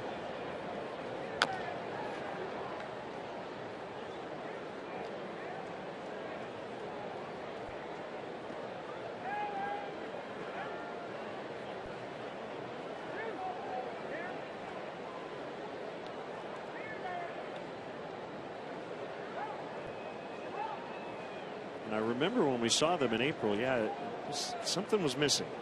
They weren't, obviously Hamilton hadn't gotten comfortable yet. Actually, the biggest concern I think they're going to have moving forward might be their pen, and that at one time was a huge strength of theirs. Chapman's hitting 100 on about 90% of his pitches, so you're not worried there, but before him, I think Broxton's been pretty good, but some of the other guys on Drusic's had his struggles. Right. Hoover hasn't been as particularly sharp. Manny Parra, I don't think the confidence level in Manny is real high. He's kind of been up and down.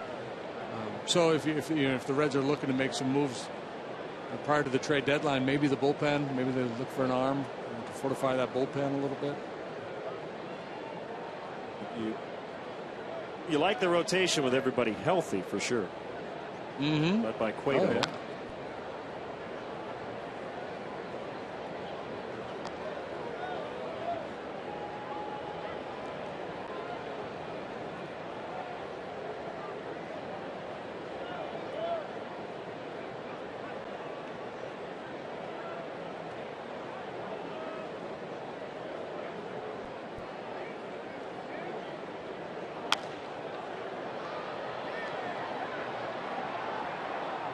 wouldn't think Jay Bruce will finish the year at 225. Now, his 7th year in the big leagues, by far the lowest OPS of his career. So if he becomes Jay Bruce in the last 3.5 months, that'll help too. Up in the air to left. Coughlin under it.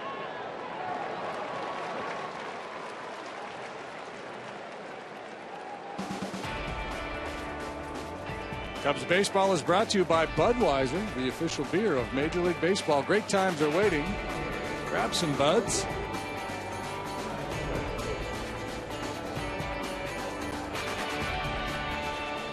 One away, it's Ludwig.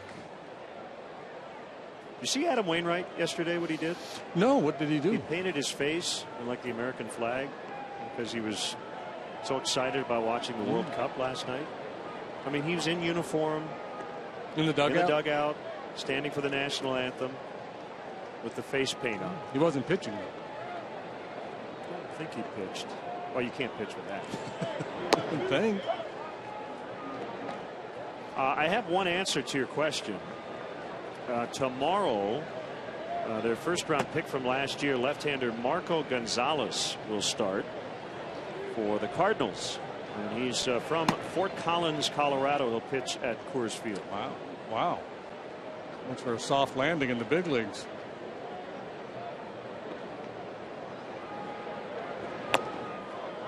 Swing and a miss, 0-2. Wainwright pitched and won on Saturday. 8 innings, 1 run against the Phillies.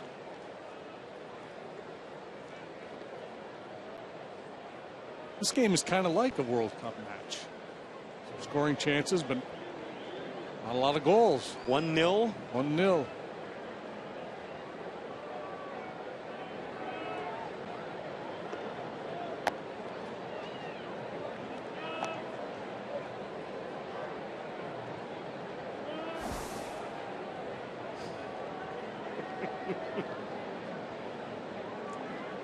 Either that or he wants to be the new drummer for Kiss.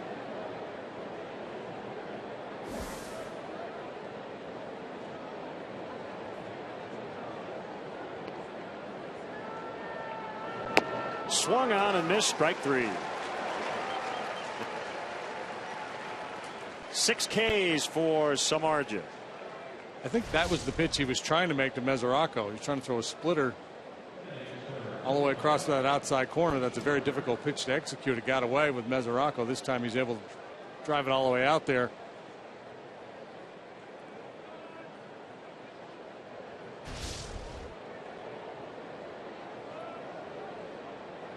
Not a hot night, but it's muggy. So Samardzija going into tonight had given up 4 earned runs over 2 starts against these Reds and lost them both. They were both against Alfredo Simon. So they're matching up for the 3rd time already this year. And unfortunately for Samardzija, it has played out the way the other 2 have as well.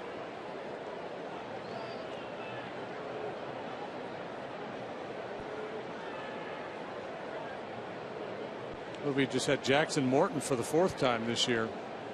The Pirates were in town.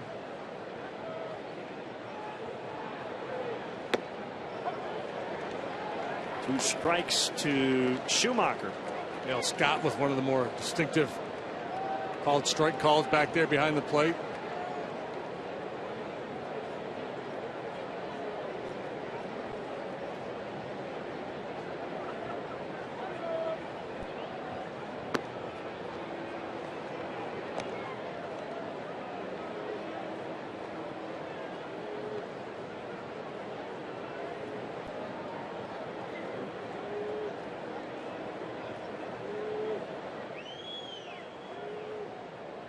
Runner at first is Mesoraco. 2 outs. 2-2. Came out of his delivery there. That one got away from him. Jeff, last time out, 6 innings of 7-hit baseball against the Marlins. Gave up 3 runs, none of which were earned. Struck out 8 in that game. Some good strikeout games lately. And we talked a lot throughout the season about his approach, how he's been more of a pitch to contact guy with that 2-seamer, but last 6 starts or so, seeing more swings and misses. I think it's because he's been using the splitter more.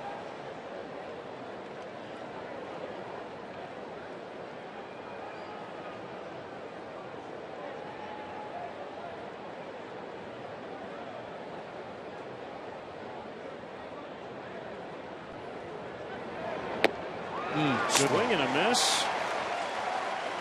He's fanned 7 tonight. Needs some runs and support, though.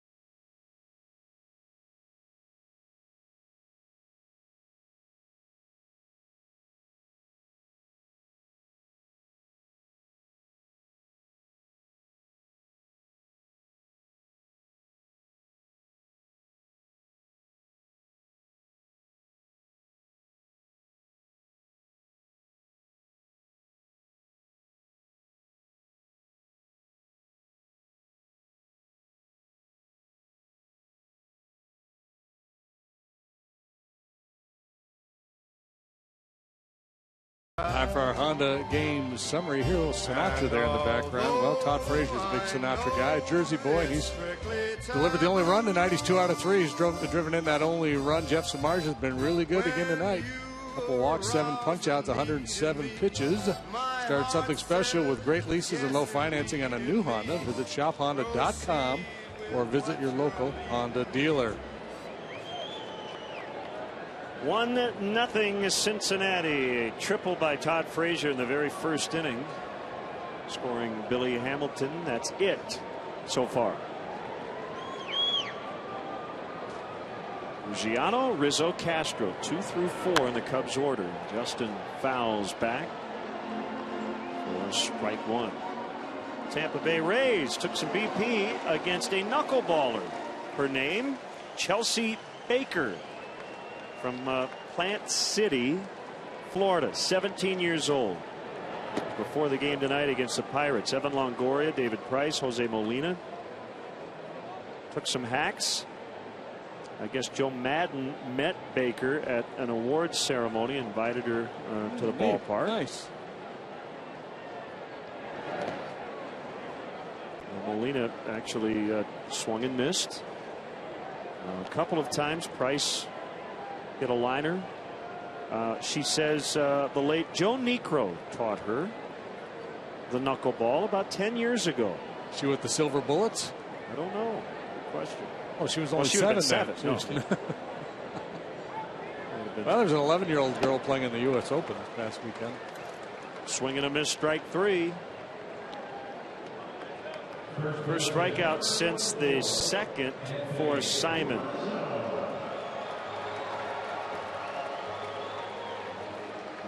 Four on the night. As Rizzo digs in, this is a story that hopefully other broadcast teams are mentioning. Addison Reed, Diamondbacks closer, says, "I'm done with tobacco," after the death of Tony Gwynn. He actually played for Tony at San Diego State, and over the weekend threw away 7 cans of smokeless tobacco from his locker, 2 more in his car. He said, I've been doing it for so long, it became a really bad habit. I keep telling myself I'm going to quit. The next thing you know, it's been 6 or 7 years. But I think what happened to Tony Gwynn scared him, and that message needs to get out there. Swing and a miss. Yeah, absolutely. Not, not just around Major League Baseball, but you still see a lot of kids, a lot of high school ball players, and not just ball players. I was stunned by the number of kids when my girls went through high school. How many kids were dipping tobacco? When diagnosed salivary gland cancer 2010, and publicly said that he thought his tobacco use caused it. And Reed started when he was a junior in high school, so there you go. Yeah, guys throwing in because it kind of looks cool. They see big leaguers doing it, and next thing you know, you're hooked on it. And so, that's guys. The last thing they do when they go to bed at night is take it out, and the first thing they do when they get up in the morning is pop one in. Joe Garagiola has been on this one for many, many years to get guys to quit.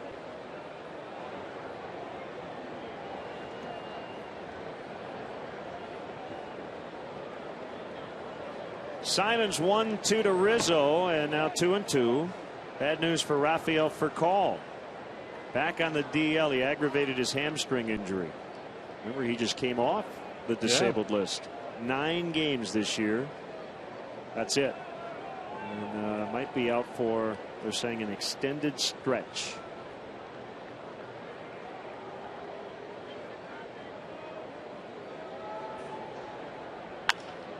Fly ball, well hit deep to left. Ludwig back, that baby will go to tie it. It's 1-1. Number 16 for Rizzo.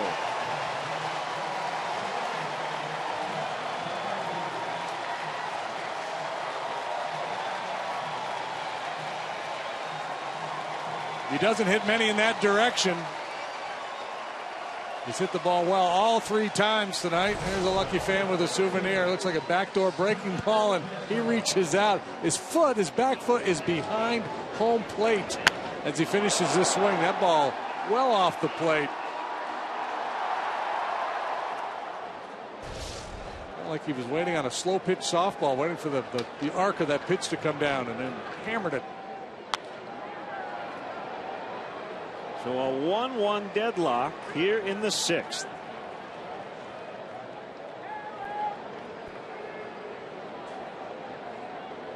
Simon's been good tonight, but he has gotten away with some bad breaking balls. And that's one you normally would get away with because it was so far outside.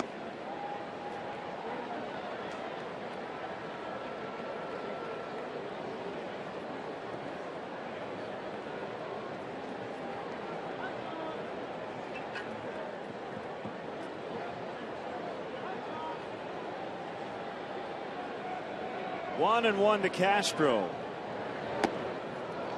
He was trying to give the Cubs the lead there, 1-2. Strained something with that swing.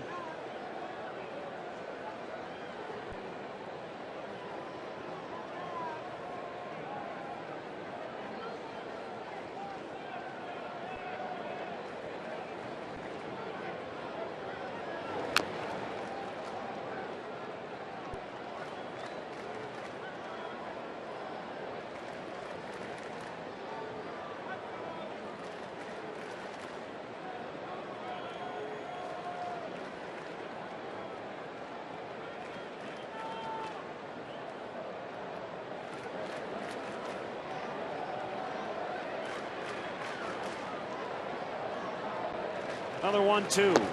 Got him.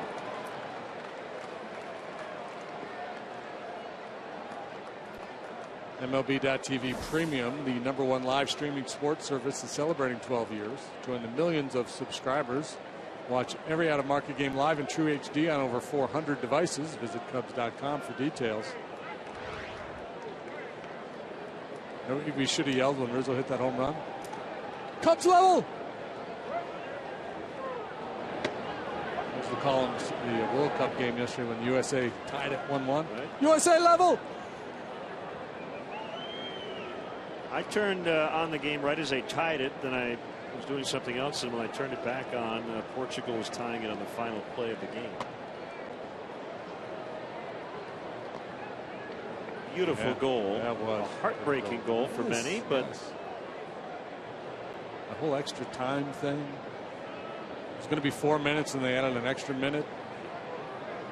Yeah, I'm not quite sure how it works, but fun to watch.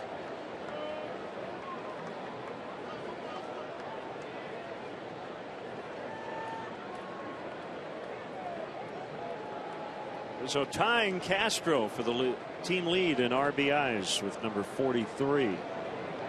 Simon's 1-2 hit on the ground to Schumacher, and the inning is over. A 1-out home run by Anthony Rizzo. We're tied at 1.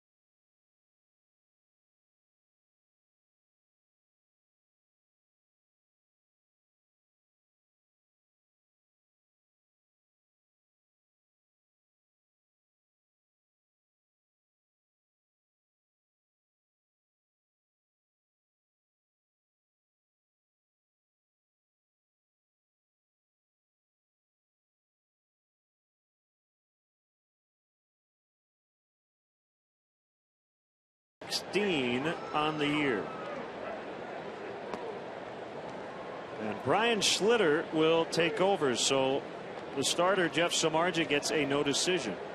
6 innings, 1 run. Another superb effort by Samardzija here this evening. Can't win, can't lose. It's in the hands of the bullpen, and Schlitter, 2-2 of the 294, comes on for the 34th time. Got 8-9-1 due up for the Reds here in the top half of the 7th. They've gone to the 9th at Tampa Bay. The Pirates having their way with the Rays as Pittsburgh tries to get back to 500. 7-1. Pedro Alvarez is homered. Starling Marte back with the team. Missed the last 2 games due to personal reasons. In their lineup 1 for 3 with 2 runs.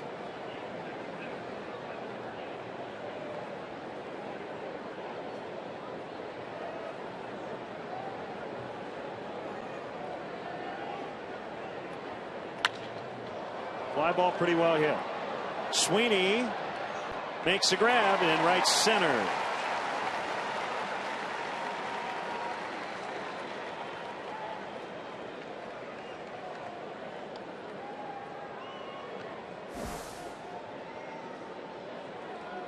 Cubs invite you to take advantage of free remote parking and shuttle services on night and weekend games. The remote parking lot is located at 3900 North Rockwell. For details, visit Cubs.com. Schlitter relies heavily on his fastball. He throws it 70% of the time. Mostly two-seamers. Good sink. Gets a lot of ground balls.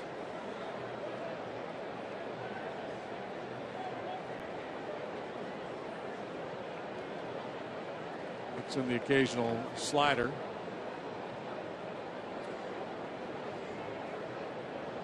We should mention was Sting and company singing The Stretch. He was here with the Police a few years ago, and the professional soccer team, the Chicago Sting, used to play here as well back in the day. There you go. You've got early 80s. Symmetry. 3-0 on the pitcher Simon. He's already walked once tonight.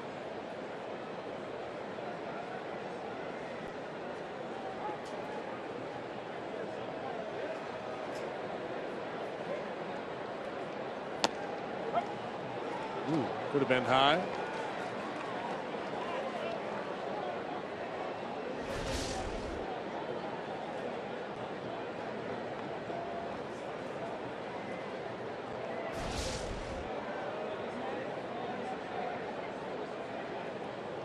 The kick and the pitch.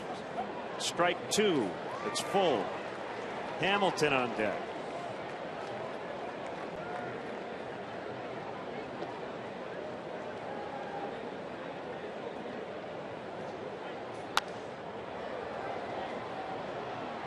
It's kind of interesting that Simon has walked once and almost twice here, and we'll see if Schlitter can finish him off. But he appears to be the most reluctant hitter I've seen in a while. He's just kind of hanging out up there, hoping things go his way. He doesn't want to swing until the very last.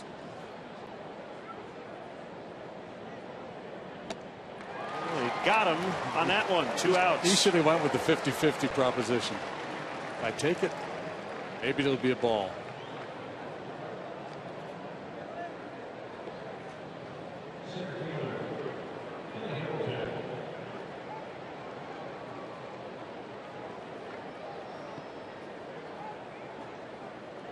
Hamilton has doubled, scored, and struck out twice.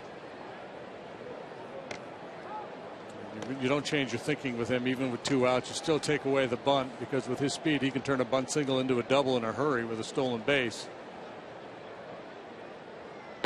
Whereas, it's kind of bad baseball for a lot of guys to bunt with 2 outs, but because of his speed, it's certainly not a bad play at all.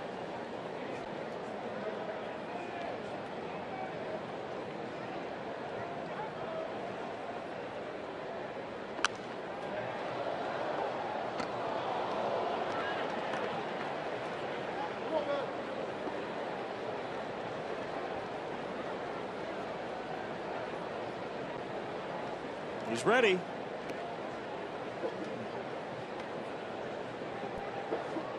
'16-time Grammy winner.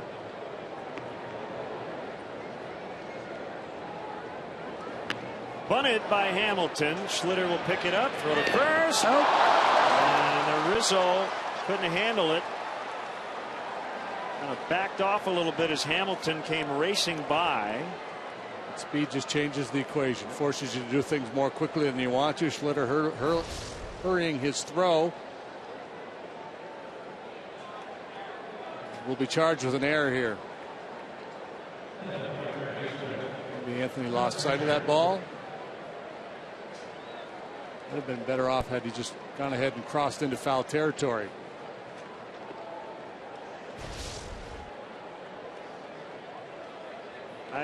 I'm thinking E3, and that's what Bob Rosenberg's going to change it to. And if you keep tabs of such things, you can give Schlitter an assist. If you do keep tabs of such things, wow, go to the head of the class.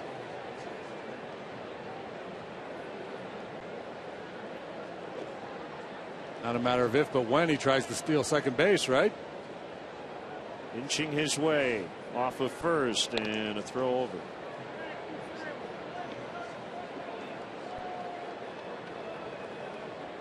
31 out of 39 on the year. 44 out of 53 in his young career. That's in 82 games coming in for Hamilton.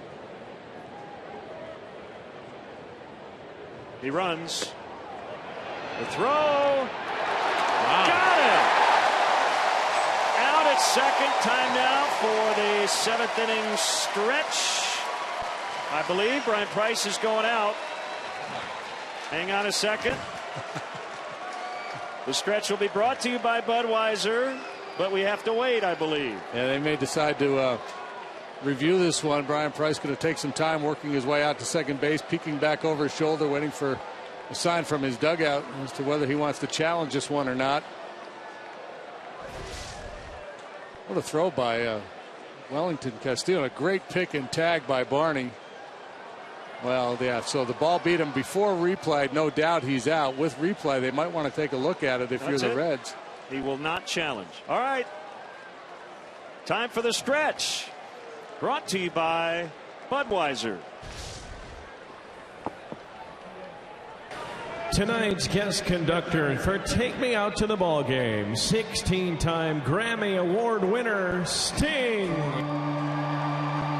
right, Cubs fans, let me hear you. A 1, a 2, a 3. Take me out to the ball game. Take me out to the crowd. Buy me some peanuts and Cracker Jack. I don't care if I never get back. Let me root for the Cubbies. If they don't win, it's a shame. For it's 1, 2, 3 strikes, you're out at the old ball game.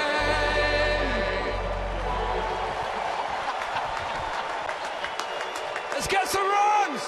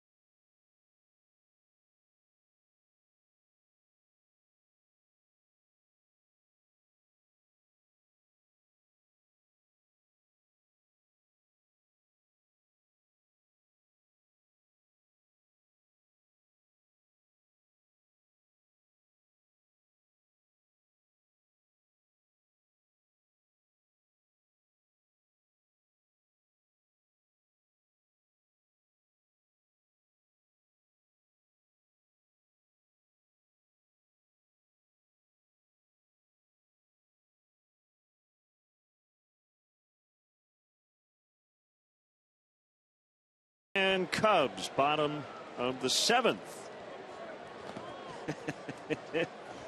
So Sting and the cast members of The Last Ship, and they wanted to take a group picture as they were leaving, and my partner got right in the middle. Oh, yeah, I love that. Yeah. Nicely done.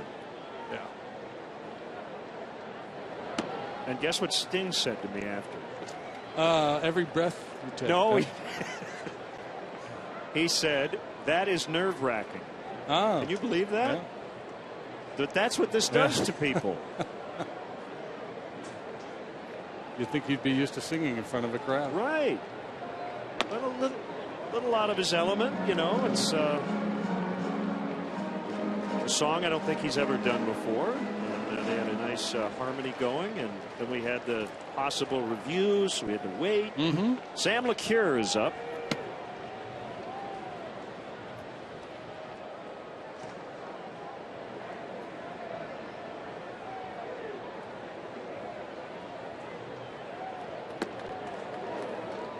Pretty good pitch, but Castillo got the benefit on that one. 2-2. Pedro Strop.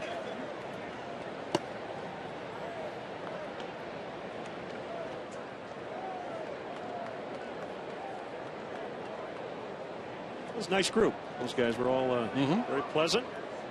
And we wish them the best of luck with the last shift.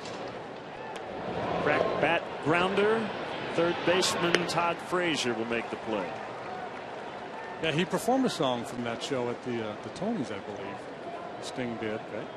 And then the run here goes to the middle of July, and then they're taking it to Broadway.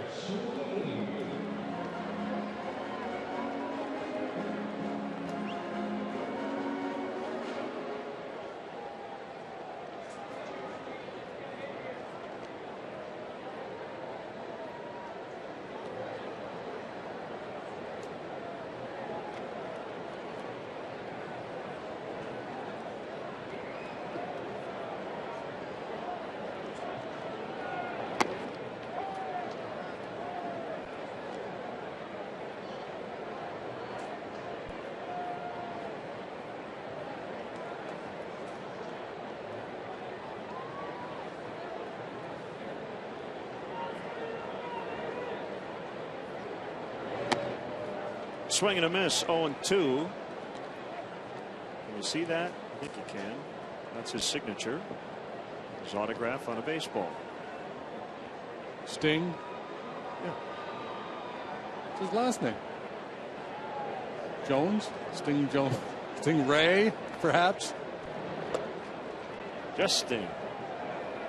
Didn't need no stinking last name.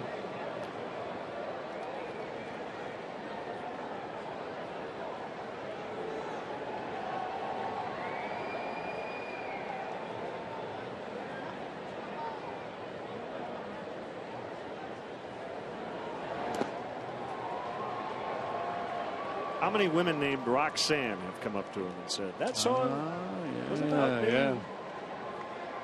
Sing it for me, Sting, will you? Will you sing my name? Just a few bars.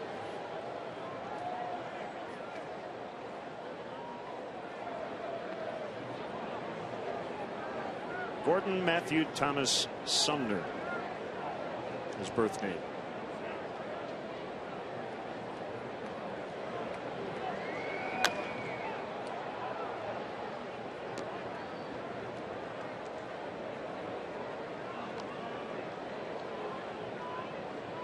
Turn on your red light.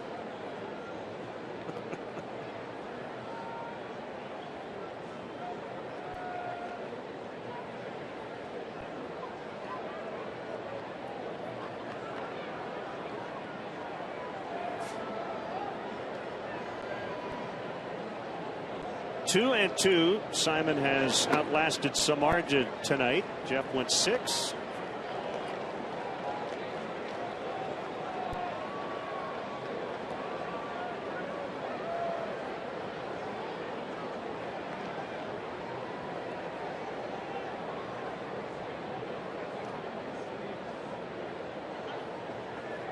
Deep breath, and the big right-hander coming back on a 3-2 hit foul. This battle continues.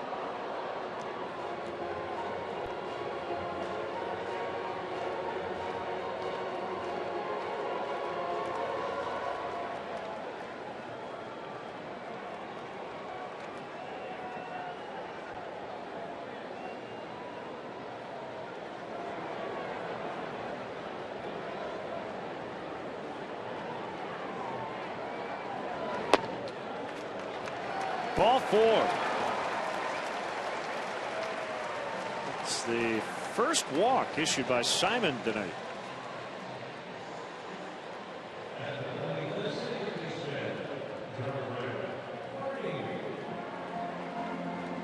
So here's Barney, a double and a fly to left.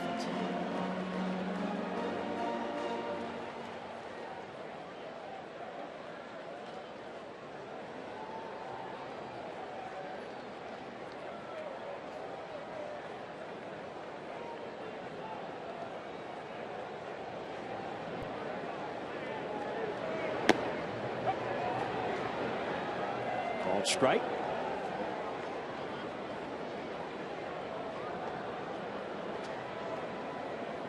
Whack that double to left, and then last time up, a bit of a hanging curveball, put a pretty good swing on it, hit a fly ball to left.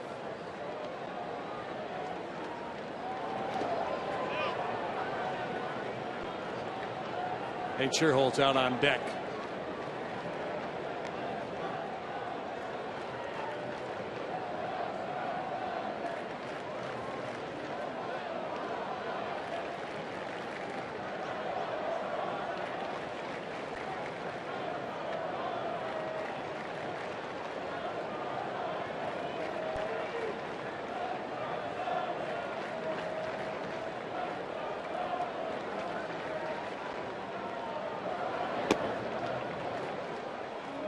Still throwing hard, 95 on the fastball, but it missed. 2-1.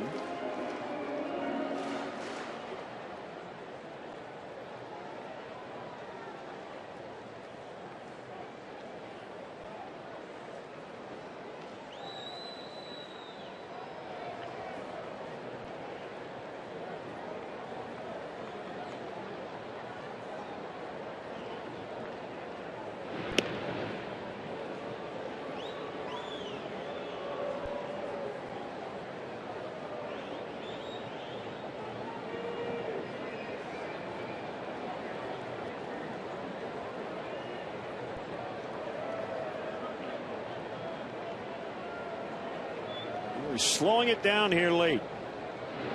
Throw over. Kevin Gregg, the former Cub, already making his third appearance with the Marlins tonight. Selected 4 days ago from AAA New Orleans, had signed a minor league contract on June 3rd. Popped in the air, shallow left as Sweeney was on the move. He's going to head back.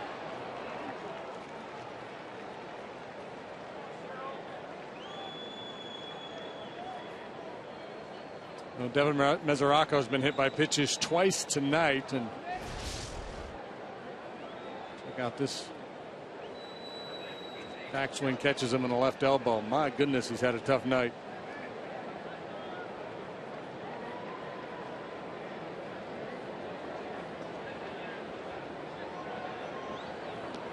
Maybe we could get Sting to sing King of Pain with Mesoraco. There you go. Jeff Pico, former Cub, their pitching coach.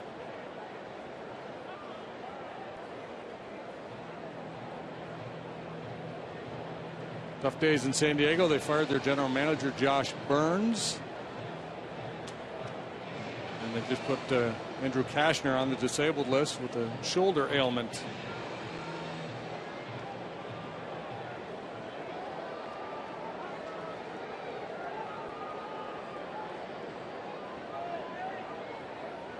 Send over your resume to the GM of the Pods. No, I like what I'm doing. You put a club together. Have to put up with all those agents. I do wonder, Jason McLeod, you know, whenever there's a GM opening now, I like to think that he's a possible candidate, considering he had been in San Diego. Would hate to lose somebody of his caliber, but at some point that might happen. Yeah, might want to take that next step.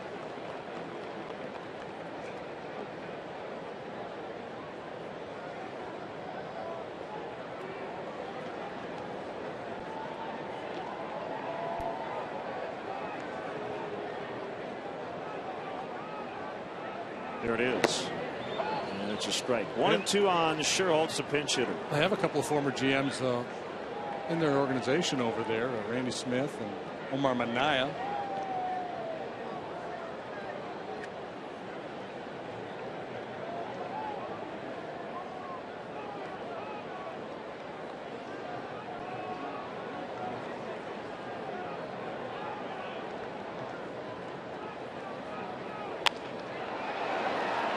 Stop. Schumacher, what a play. Filling in for the Gold Glover Brandon Phillips tonight at second, and he just got his starting pitcher out of the inning.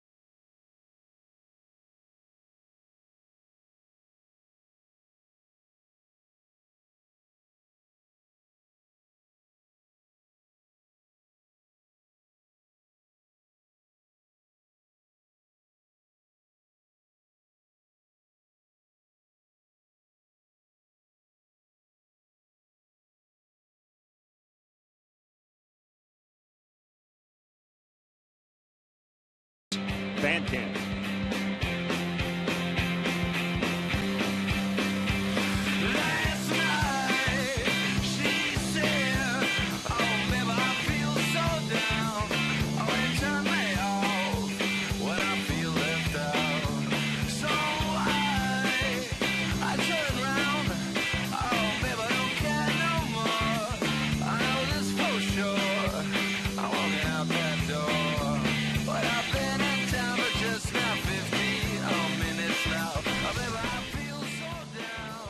Last night by the Strokes. And you can send us your Cubs selfies at hashtag WGN Cubs. Our next fan cam will feature the heart attacks. 1-1, or 1-1 rather, the score as Pedro Strop pitches here in the 8th.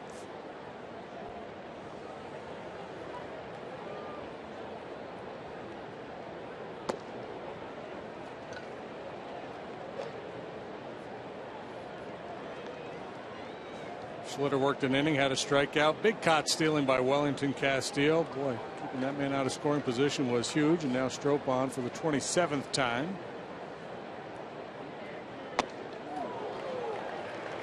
Got the heavy lifting to do here in the 8th with Frazier, Votto, Mesoraco due up.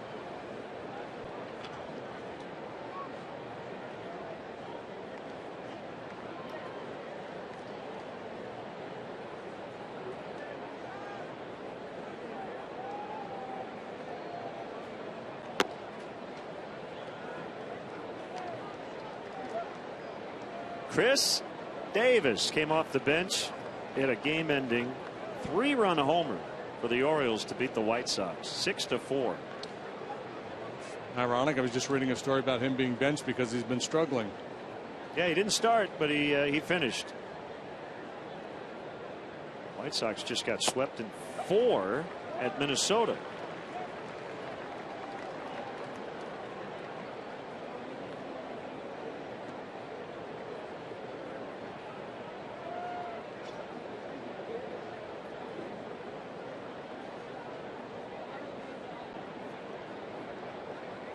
So 5 straight losses, all by 1 or 2 runs for the White Sox.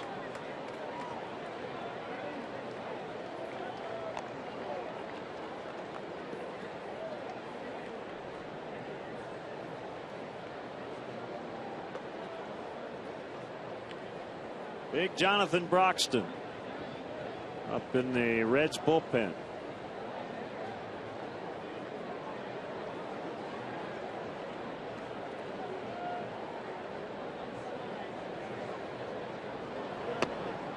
Swing and a miss, strike 3. 1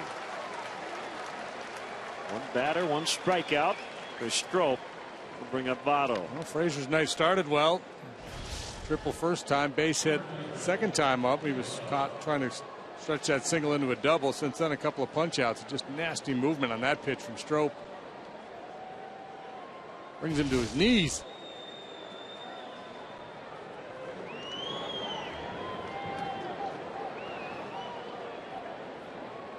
Votto, a ground out, fly to the warning track and left, and then grounded out again.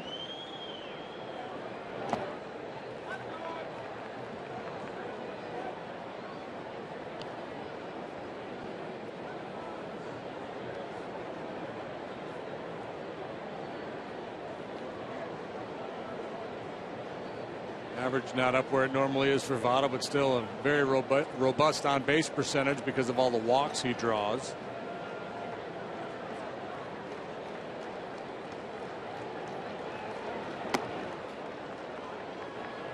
Two and 0.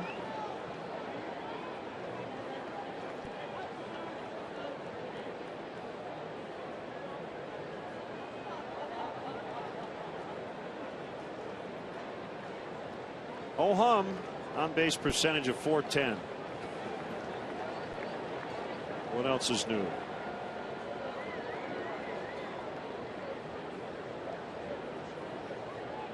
It's actually below his career average. .419. His on base in 2012 was .474.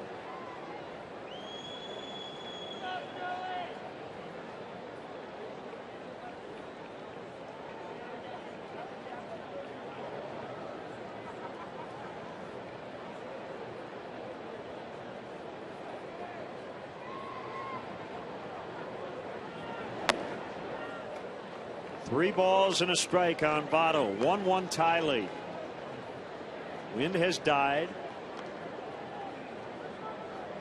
And here's where Votto has drawn some criticism in some circles. Counts like this, some would prefer him to be a little bit more aggressive, trying to turn it loose. Maybe chase a bad pitch, trying to inflict some damage. Lets it loose and was out in front.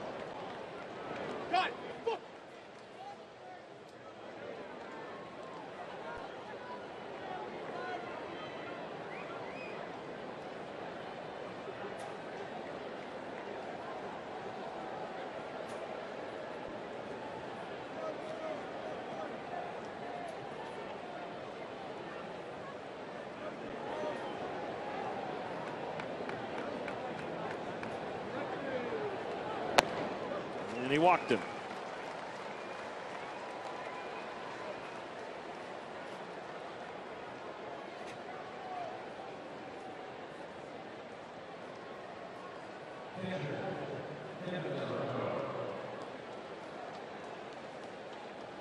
What a night for Mesoraco. Hit in the first on a 2-2 pitch. Walked in the third. Hit in the sixth on a 1-2 pitch.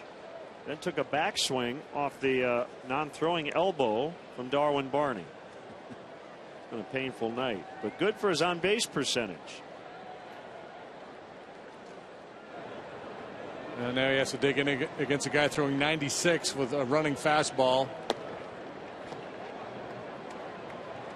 He's not always sure where it's going. Yeah, well, that's what you sign up for. It's the big leagues.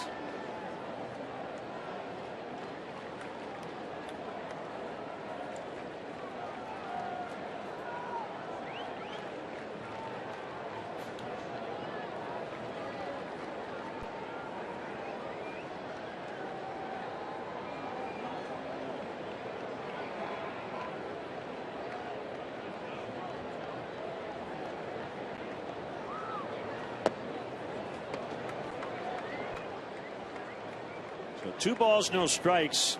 The last thing Strop wants to do is cause a self-inflicted rally here.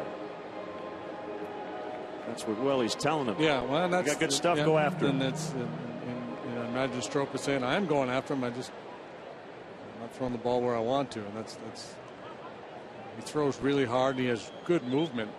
Just his control is a little wobbly.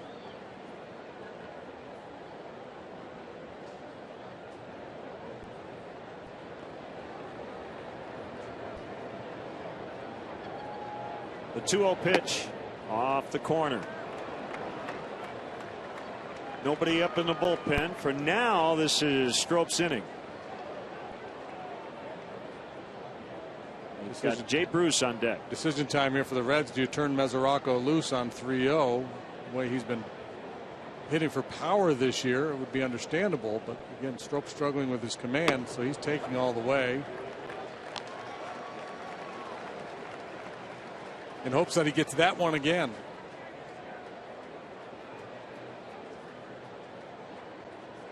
Reds have not had a base hit since the third.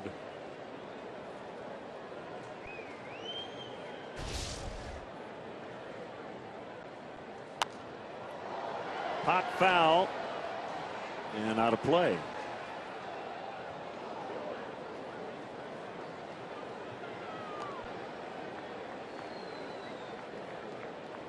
It is over in Philadelphia. 4-0 Marlins. Nathan Eovaldi got the victory. 2-run double for Casey McGee.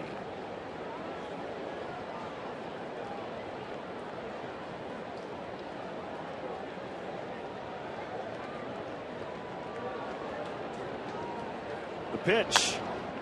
Another foul back. 8-3 Toronto over the Yankees. That's a final. 3-run homer by Adam Lind at Rogers Center.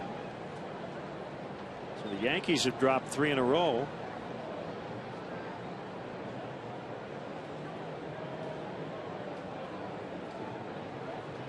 Mesoraco was asking Dale Scott if that pitch was in the strike zone or not. He may have been saying he's not coming to a complete stop out there, but sometimes he does. And, obviously, with the man on first, he needs to. Back-to-back walks. Pedro will do that quick pitch every now and then, but with a man on first base, you can't do it.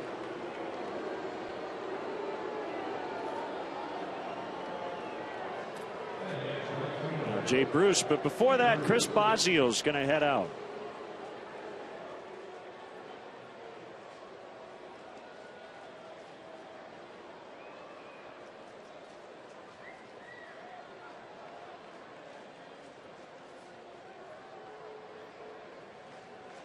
So a couple of walks here, creating the big time need for a double play ball.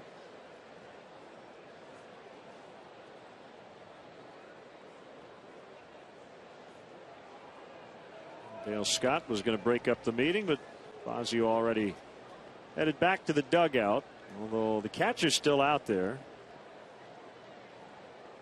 Last 13 men to come to bat for the Reds. Ball's been put in play 4 times. Strikeout, strikeout, ground out, hit batter, fly out, strikeout, strikeout, fly out, strikeout, E3, strikeout, walk, walk.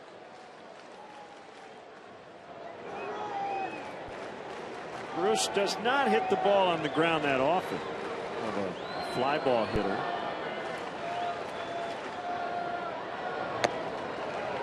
Takes a strike. Hey, you think of Bruce as a pull hitter, but he will go the other way with that 2-seam fastball. That would be the hope if you're Strop. You try to get him to offer and maybe roll over out a 2-seamer down and away. Could be a potential double play ball.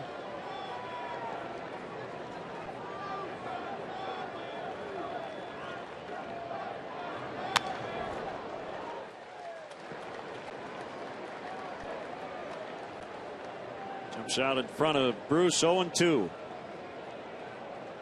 Votto at second, Mesoraco at first. They both walked. A 1-1 tie late. We're in the 8th inning.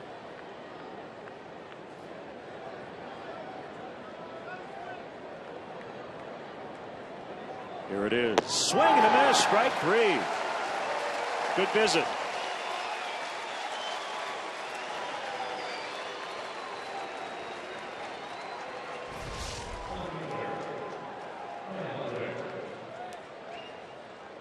Disappearing slide ball.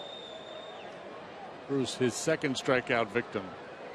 2 pair now. A couple of punch outs, couple of walks.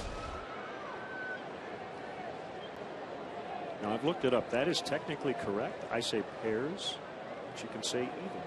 2 pair or 2 pairs. Yep. In case you're wondering.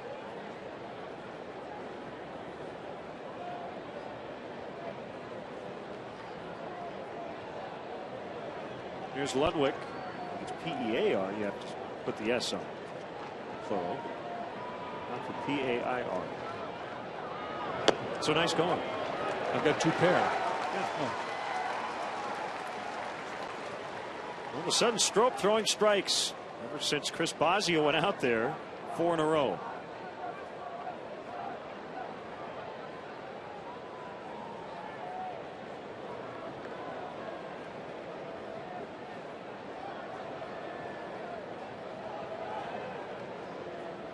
A 1-strike pitch.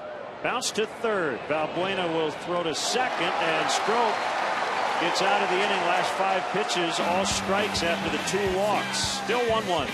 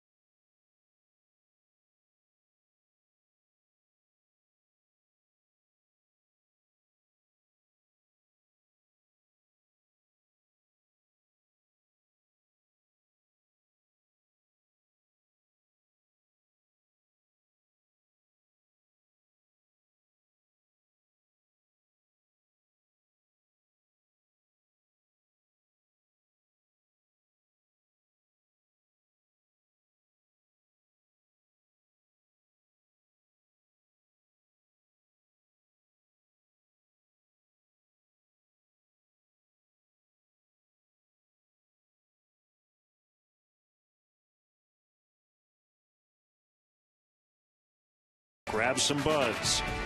Ford, manufacturers of America's best-selling brand. Check out our best-selling lineup at your local Ford store or online at localfordstores.com. And by Xfinity, your home for the most live sports. Downtown Chicago. Under the lights tonight. And a 1-1 tie late in the ball game. The Reds go into their bullpen, and it's right-hander Jonathan Broxton. Broxton with solid numbers, 2-0, an ERA of .77 for 24 appearances. He's picked up 5 saves and 7 tries along the way. The league hits 122 against him. Not allowed a home run yet. He has walked 11 in 23 innings. Fastball slider.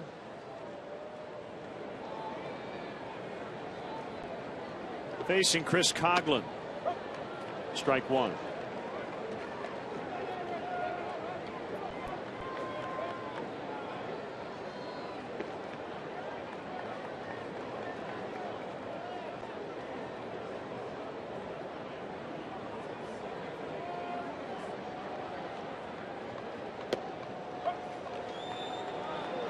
More curve than slider there. A pitch he doesn't use very often.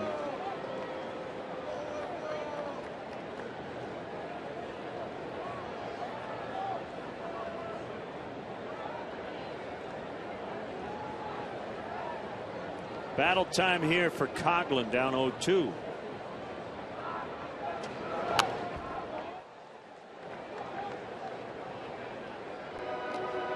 Broxton signed a 3-year deal prior to last year, plus an option. Originally a second-round pick of the Dodgers back in 2002. In his heyday with the Dodgers, he would throw 97, 98 miles an hour. Now he gets by with more pedestrian fastball, 92, 93 in that range typically. Filled in for Aroldis Chapman as a closer when the left-hander was on the DL. We'll field that bouncer cleanly, running halfway over. Now underhands to Votto for the out. 1 away here in the Cubs' 8th.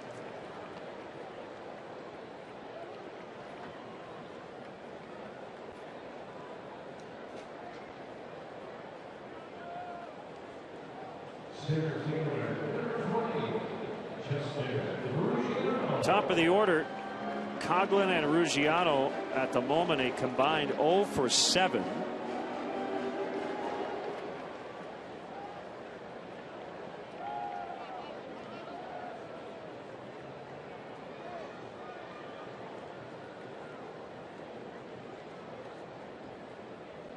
Ruggiano's 0 for has now reached 16, so he's due.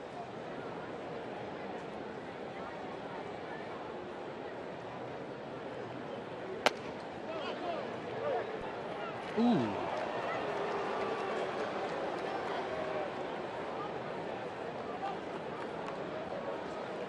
I didn't think he went. Nobody asked me. Maybe a little more so there than when I first thought.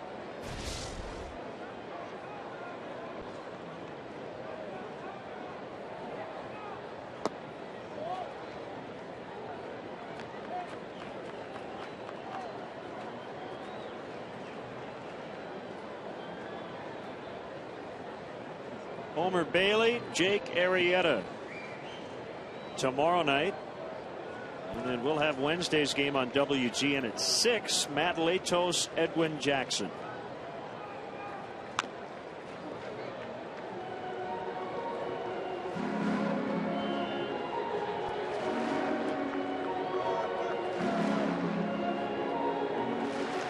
Kind of waving away those insects. There are a lot of bugs flying around. No wind. Air kind of stale at the moment.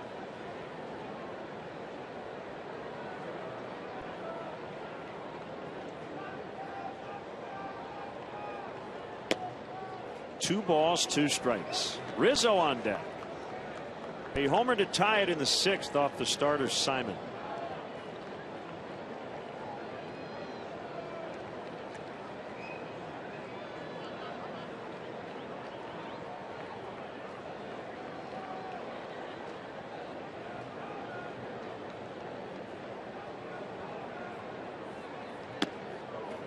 Full count.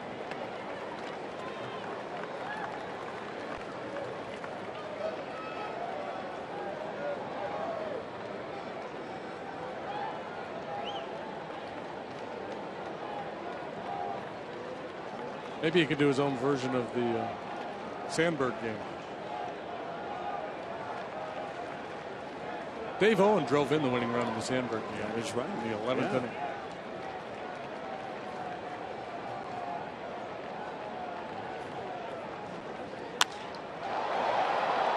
Hamilton in center for the second out.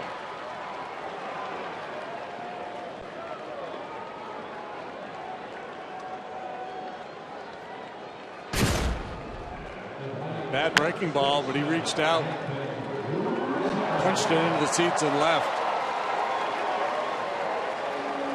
Number 16 for Rizzo, and that tied the ball game. Both clubs had chances early, didn't cash in. Reds had a man on third with nobody out in the first. Got one home in that inning, but still third base, nobody out situation that they failed to cash in. Samardzija did a heck of a job getting out of that. Cubs had a couple real good chances in the third and fourth. Second and third, nobody out, did not score.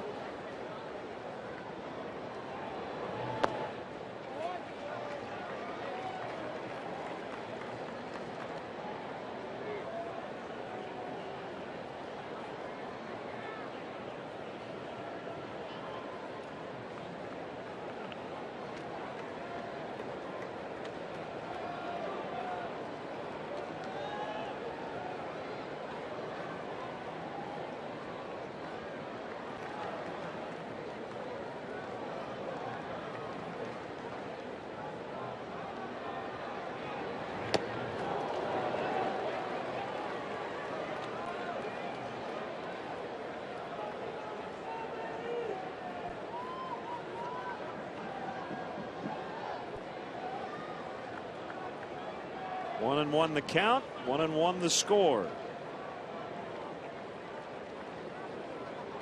Saying, hit it to me, Anthony. He's been ready all night. Broxton's pitch. Oh, that's a vicious swing. 1-2. Nothing wrong with swinging hard as long as you're swinging at strikes. Just didn't get it. Just late getting started.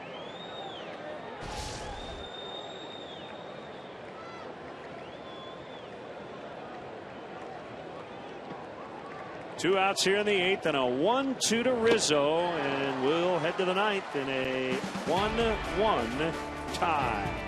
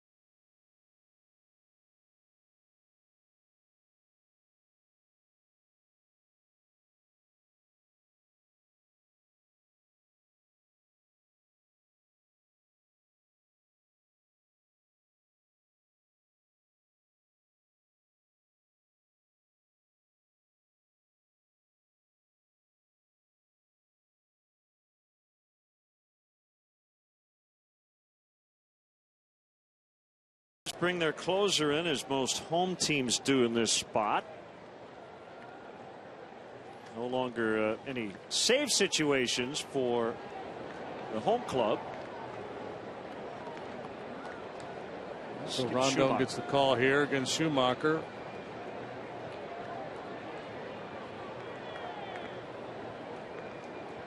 Away we go on a foul off to the left. There's a couple different ways to think about it. You could say, well, we want to have our best chance to win this game in the bottom of the ninth, and Rondon's our closer, so we want to use him here. You could also say, well, gee, we're down near the bottom of the Reds' batting order. You got a lefty to lead off. You could start with Russell and Wright.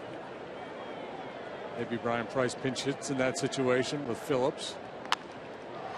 But you might just think, well, somebody else can get through the bottom part of the order. Let's have Rondon in reserve and have him face, if we go to the 10th, have him deal with Frazier, Votto and the likes.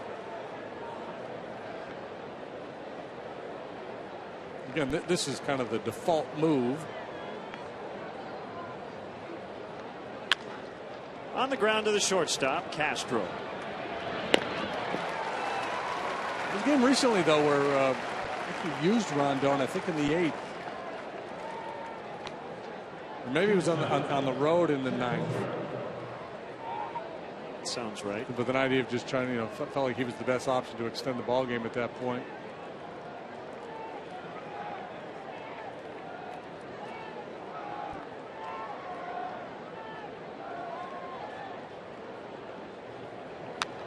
Now back by Cozart. Brian Pena, switch hitting backup catchers on deck.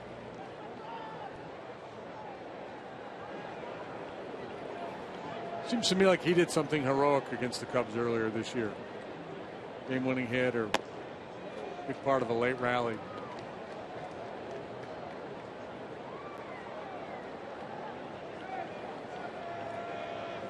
Cozart 0 for 3 tonight. You are testing my somewhat short-term memory here. Couldn't hold up.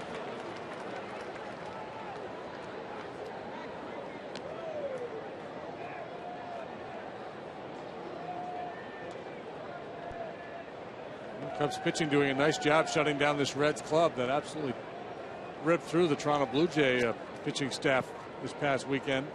Scored 57 runs over their last 6 ball games.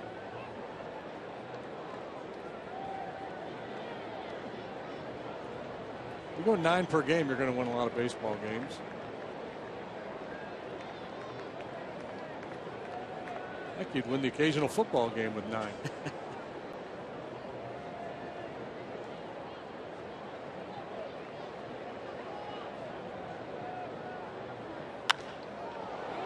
High fly ball will be handled by Ruggiano. Pena homered off Edwin Jackson back on April 30th, but the Cubs won that game 9-4. That's what you're referring to, but it's the only thing I can find. Chris Heisey instead of Pena.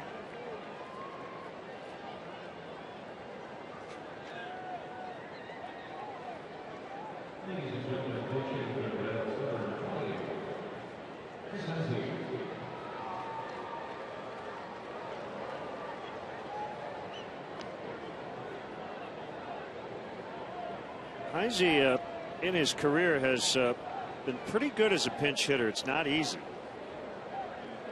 This is his 131st career plate appearance as a pinch hitter. He has slugged .544 with a .281 batting average, 7 career pinch home runs. And one of those coming this year. He's 5 out of 20 as a pinch hitter this season.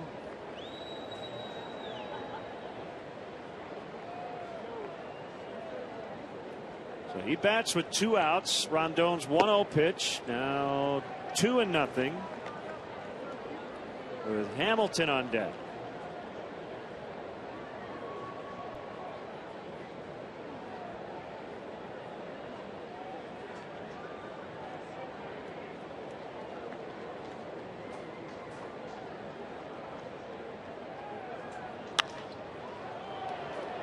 This one looks like it's going to drop. It will. And the Reds stay alive in the ninth with Hamilton coming up.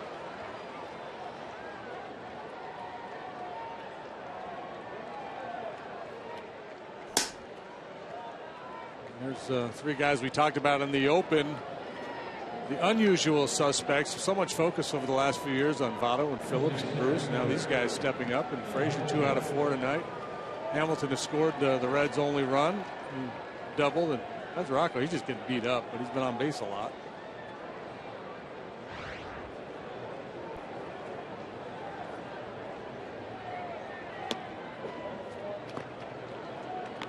I should continue that theme right over to the starting pitcher too, Alfredo Simon.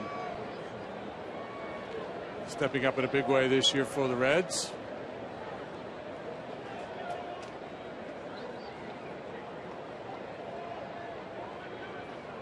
Who's your favorite character?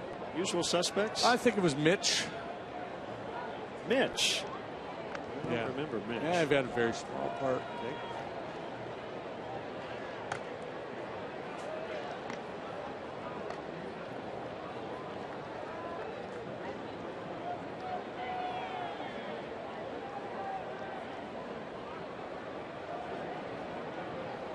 One ball, no strikes on Hamilton, and runner goes, and it gets by everybody. Actually might have hit the foot of Dale Scott.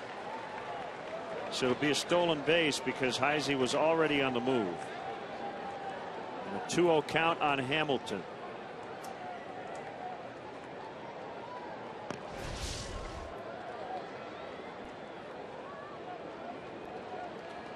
A little bit of the glove, a little bit of the leg.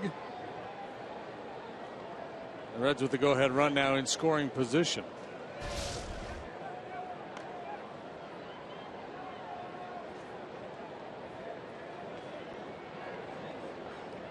So that could loom large.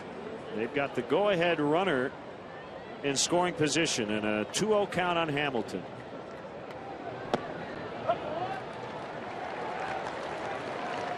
I'm just thinking about that 2-out hit. How many of those has Hector Rondon given up in terms of percentage of hits he's allowed? It seems like a lot of the base hits he gives up are not hard hit balls. Both of his blown saves, string of bloopers and flares, and bleeders. That's pretty crisp there. That's 95. Pellet at the knees.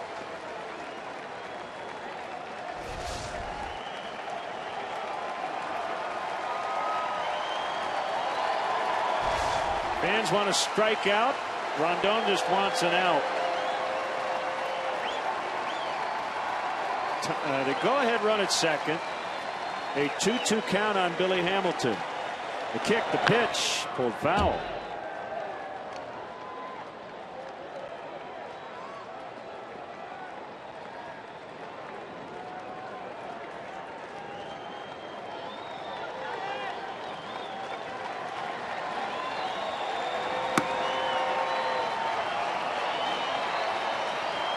Mr. 104.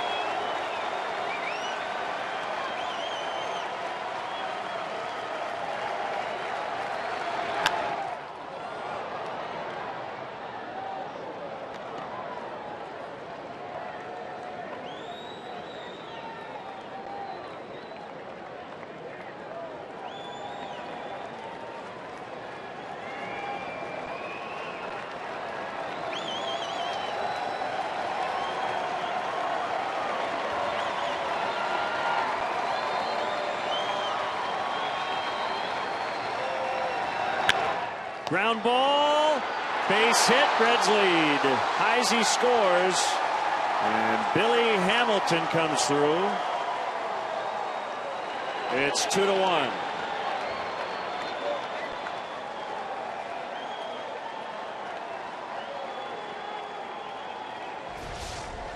Well, the Heisey base hit a blooper. This ball well struck, though. A nice piece of hitting. A good pitch by Rondon. Lively fastball down and away, and Hamilton just stays on it, beats it under the ground, but hits it hard and able to just get it by Castro. For the record, if Castro fields that ball completely cleanly, he has no chance to get Hamilton. You leave your feet as an infielder against him, he's going to be safe. His goal there is just keep Heisey from scoring. keep it in the infield. And yeah, good point. You're right. My guess is Heisey probably would have tried either way. Well, yeah, if he just gloves it and it trickles away a little bit, Heisey probably does score. And the hope is he can just catch it cleanly and shut him down. But despite his effort, it's an RBI single for Hamilton.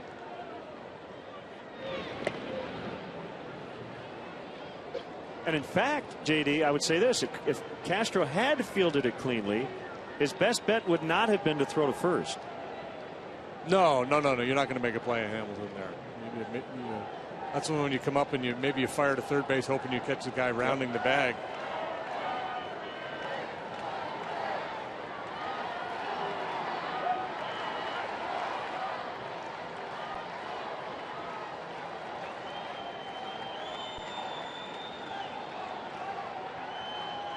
Cubs are going to have to come back against Aroldis Chapman in the bottom of the ninth. Not easy.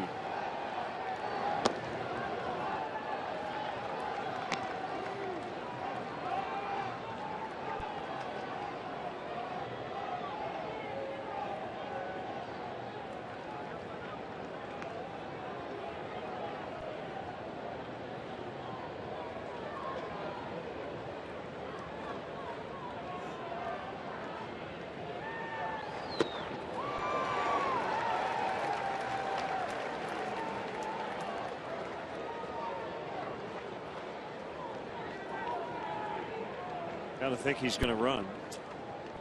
Already with the lead. Much reason not to. Well, Frazier don't want to take the bat out of his hands necessarily either.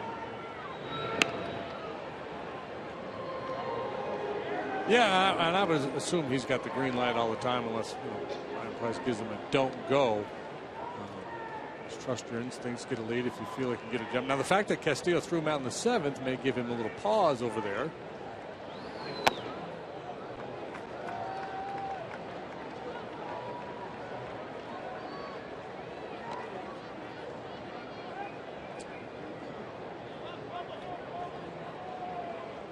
Rondon all right.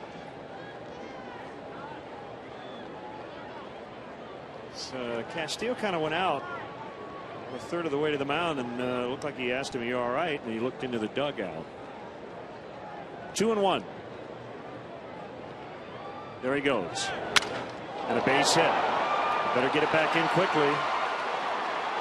He's coming. He's going to stop. I'm surprised he stopped. I mean, it really feels like Little League at a certain point where Hamilton just runs till somebody throws him out. Run till they tag me. Well, another soft hit. This one off the end of the bat shatters the bat of Frazier. Able to go for his 3rd hit of the night. Yeah, any little bobble or hesitation out there.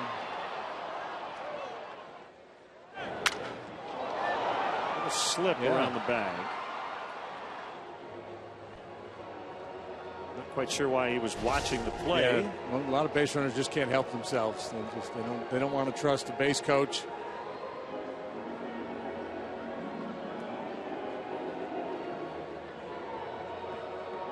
And Steve Smith, the Reds' third base coach.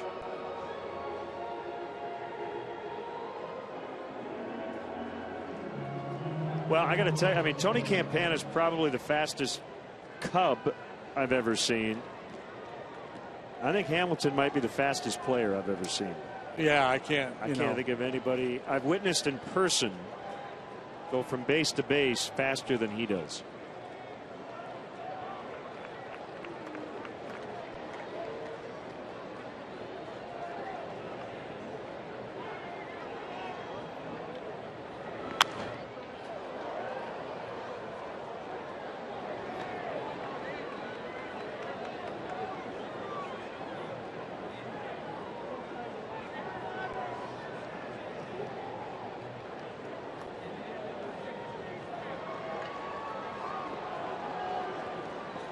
Pitch count starting to grow. James Russell is up. 24 pitches and counting for Rondon here in the ninth.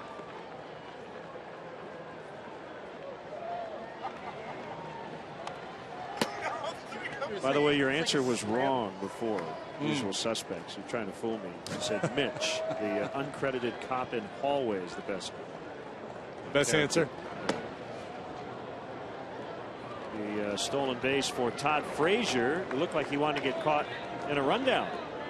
He was running towards second, and he then kind of slowed down a little bit, hoping that Castile would throw, and then Hamilton could easily score. I mean, if Castile throws to second at all, Hamilton's in, and that's why he didn't.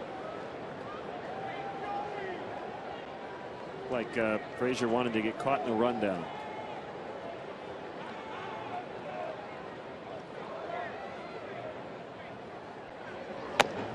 Yeah, just basically saying, okay, take your best shot.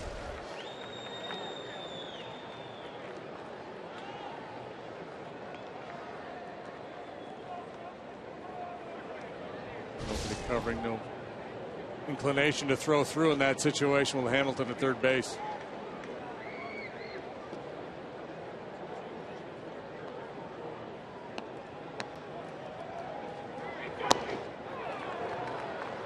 Three and two. Devin Mesoraco on deck. Two walks, two hit by pitches for him tonight. Votto walked his last time.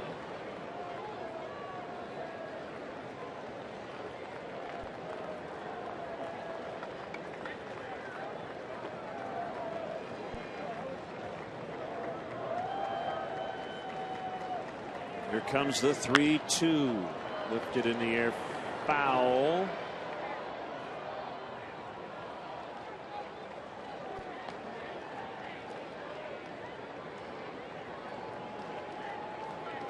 Votto, a line drive machine. I don't know if he kept it up the entire year last year or not, but late in the year he had not popped up to the infield once all season.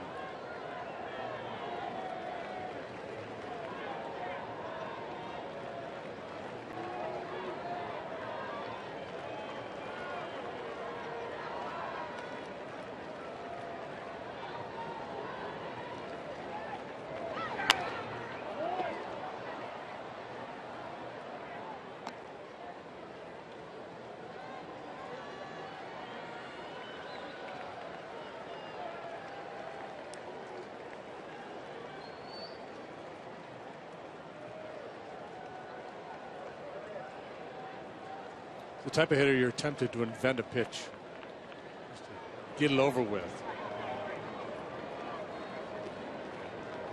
Throw an ephus ball or a splitter even if you don't normally throw one. Ball four.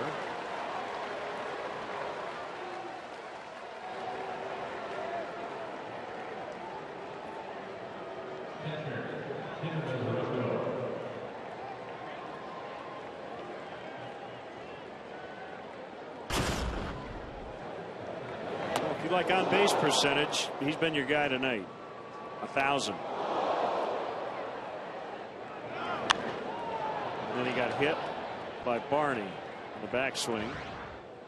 That didn't count for anything, except probably a bruise. Base is loaded. Reds already leading by a run.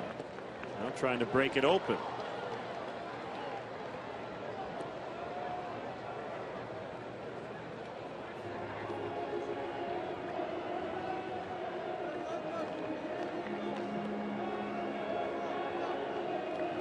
Trying to slow him down a little bit and just get him into the right frame of mind here.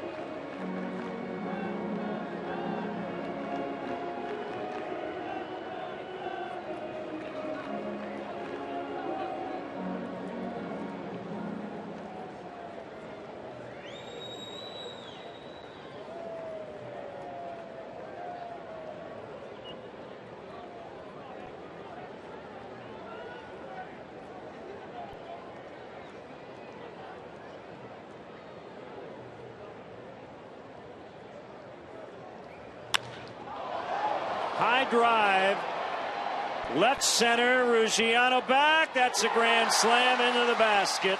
Devin Mesoraco capping a huge night, and it's 6-1.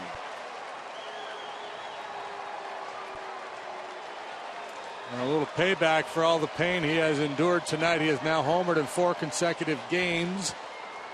It's his first official at-bat of the night. He came into this game with the best at-bat to home run ratio in the league.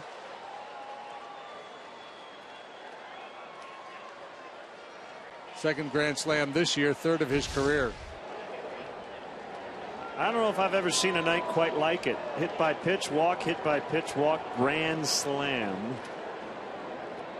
And we'll be back in the ninth.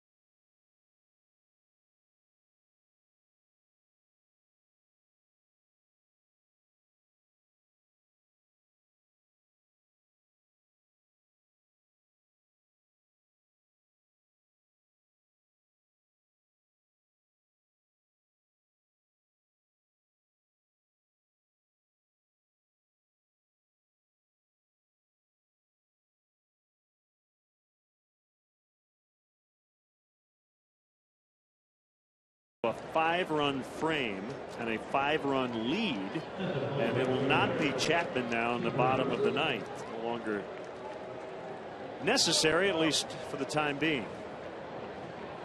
Nope, it'll be Logan Ondrusek. That's who was up alongside Chapman earlier. He continues to warm as James Russell comes in here in pursuit of the 3rd out.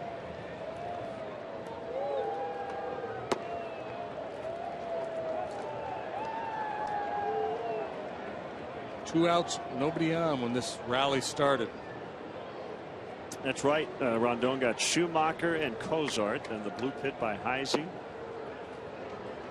Go ahead single by Hamilton. Frazier singled. Otto walked. And then Mesoraco with a grand slam.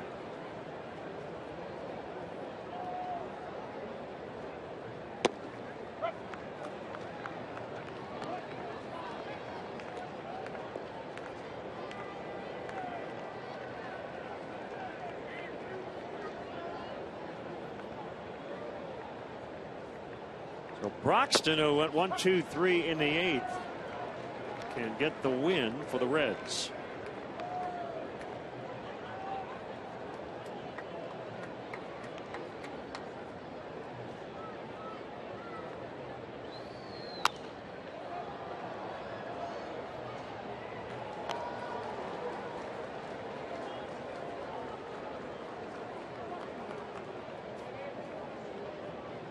Chapman sat down, but a lot of fans stood up and headed out of the ballpark. The 2-2 from Russell is over but low, and it's full 3-2.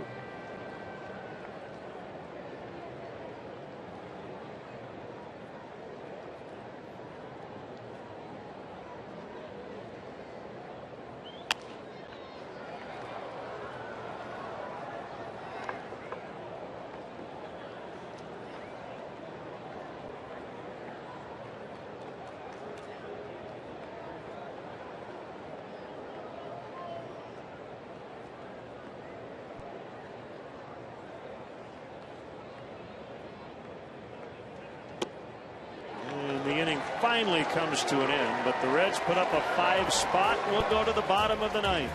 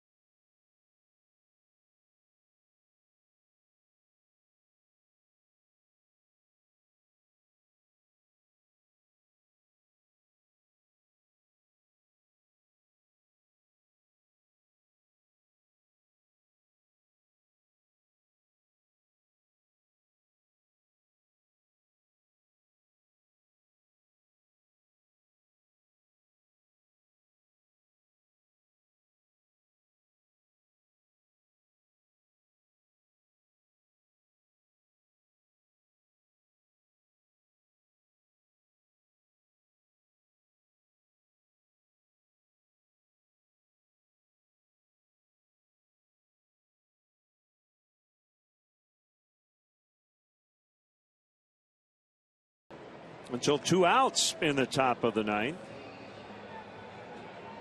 And Devin Mesoraco seemingly putting this game out of reach with an insurance 4-run homer. So now it's Logan Ondrusek in a non-save spot. This might be the biggest bullpen in the history of the sport. I don't know if anybody keeps track of such things, but they got some big dudes out there. Ondrusek, 6'8" right-hander, 2-2 with an ERA of 4. He's on for the 26th time. It's 291 against him. He's got good stuff. Up and down, a bumpy ride for him the last couple of years. Came up initially with the Reds in 2010. Fastball, cutter, curve, and a splitter. Broxton 6'4", 295. Chapman 6'4", 205. We've got Jumbo Diaz now 6'4", 278, but he lost like 70 pounds over the winter. Ondrusek 6'8", 231. Simon, who started tonight, 6'6", 267. Maybe that's why Trestman was here. Looking for a little O-line help. Right. And then there's Mike Leake, 5'10", 190. Yeah, and Sam LeCure.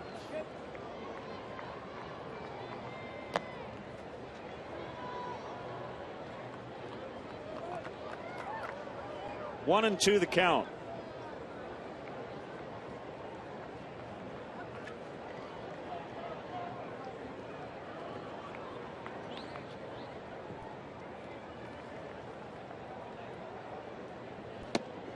Swing and a miss. Strike 3.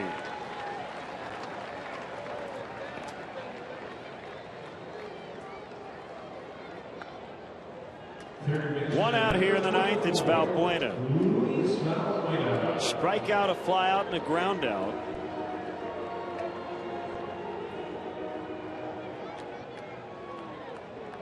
Cubs have been playing really well over the last month plus, but they're staring at possibly their 3rd straight loss.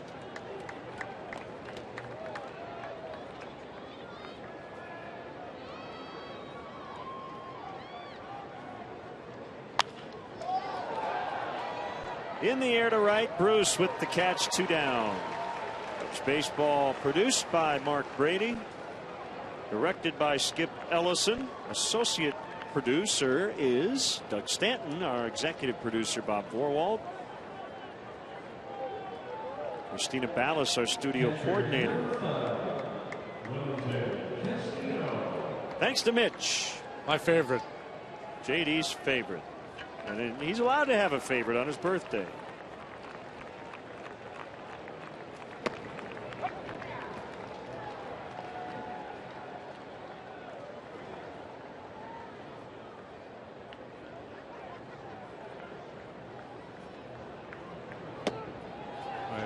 Couldn't have worked out any better for Brian Price. Explosion in the top half of the inning allows him to shut down Aroldis Chapman, who pitched twice over the weekend in Toronto. He pitched yesterday, so had he pitched today, might not have been available tomorrow.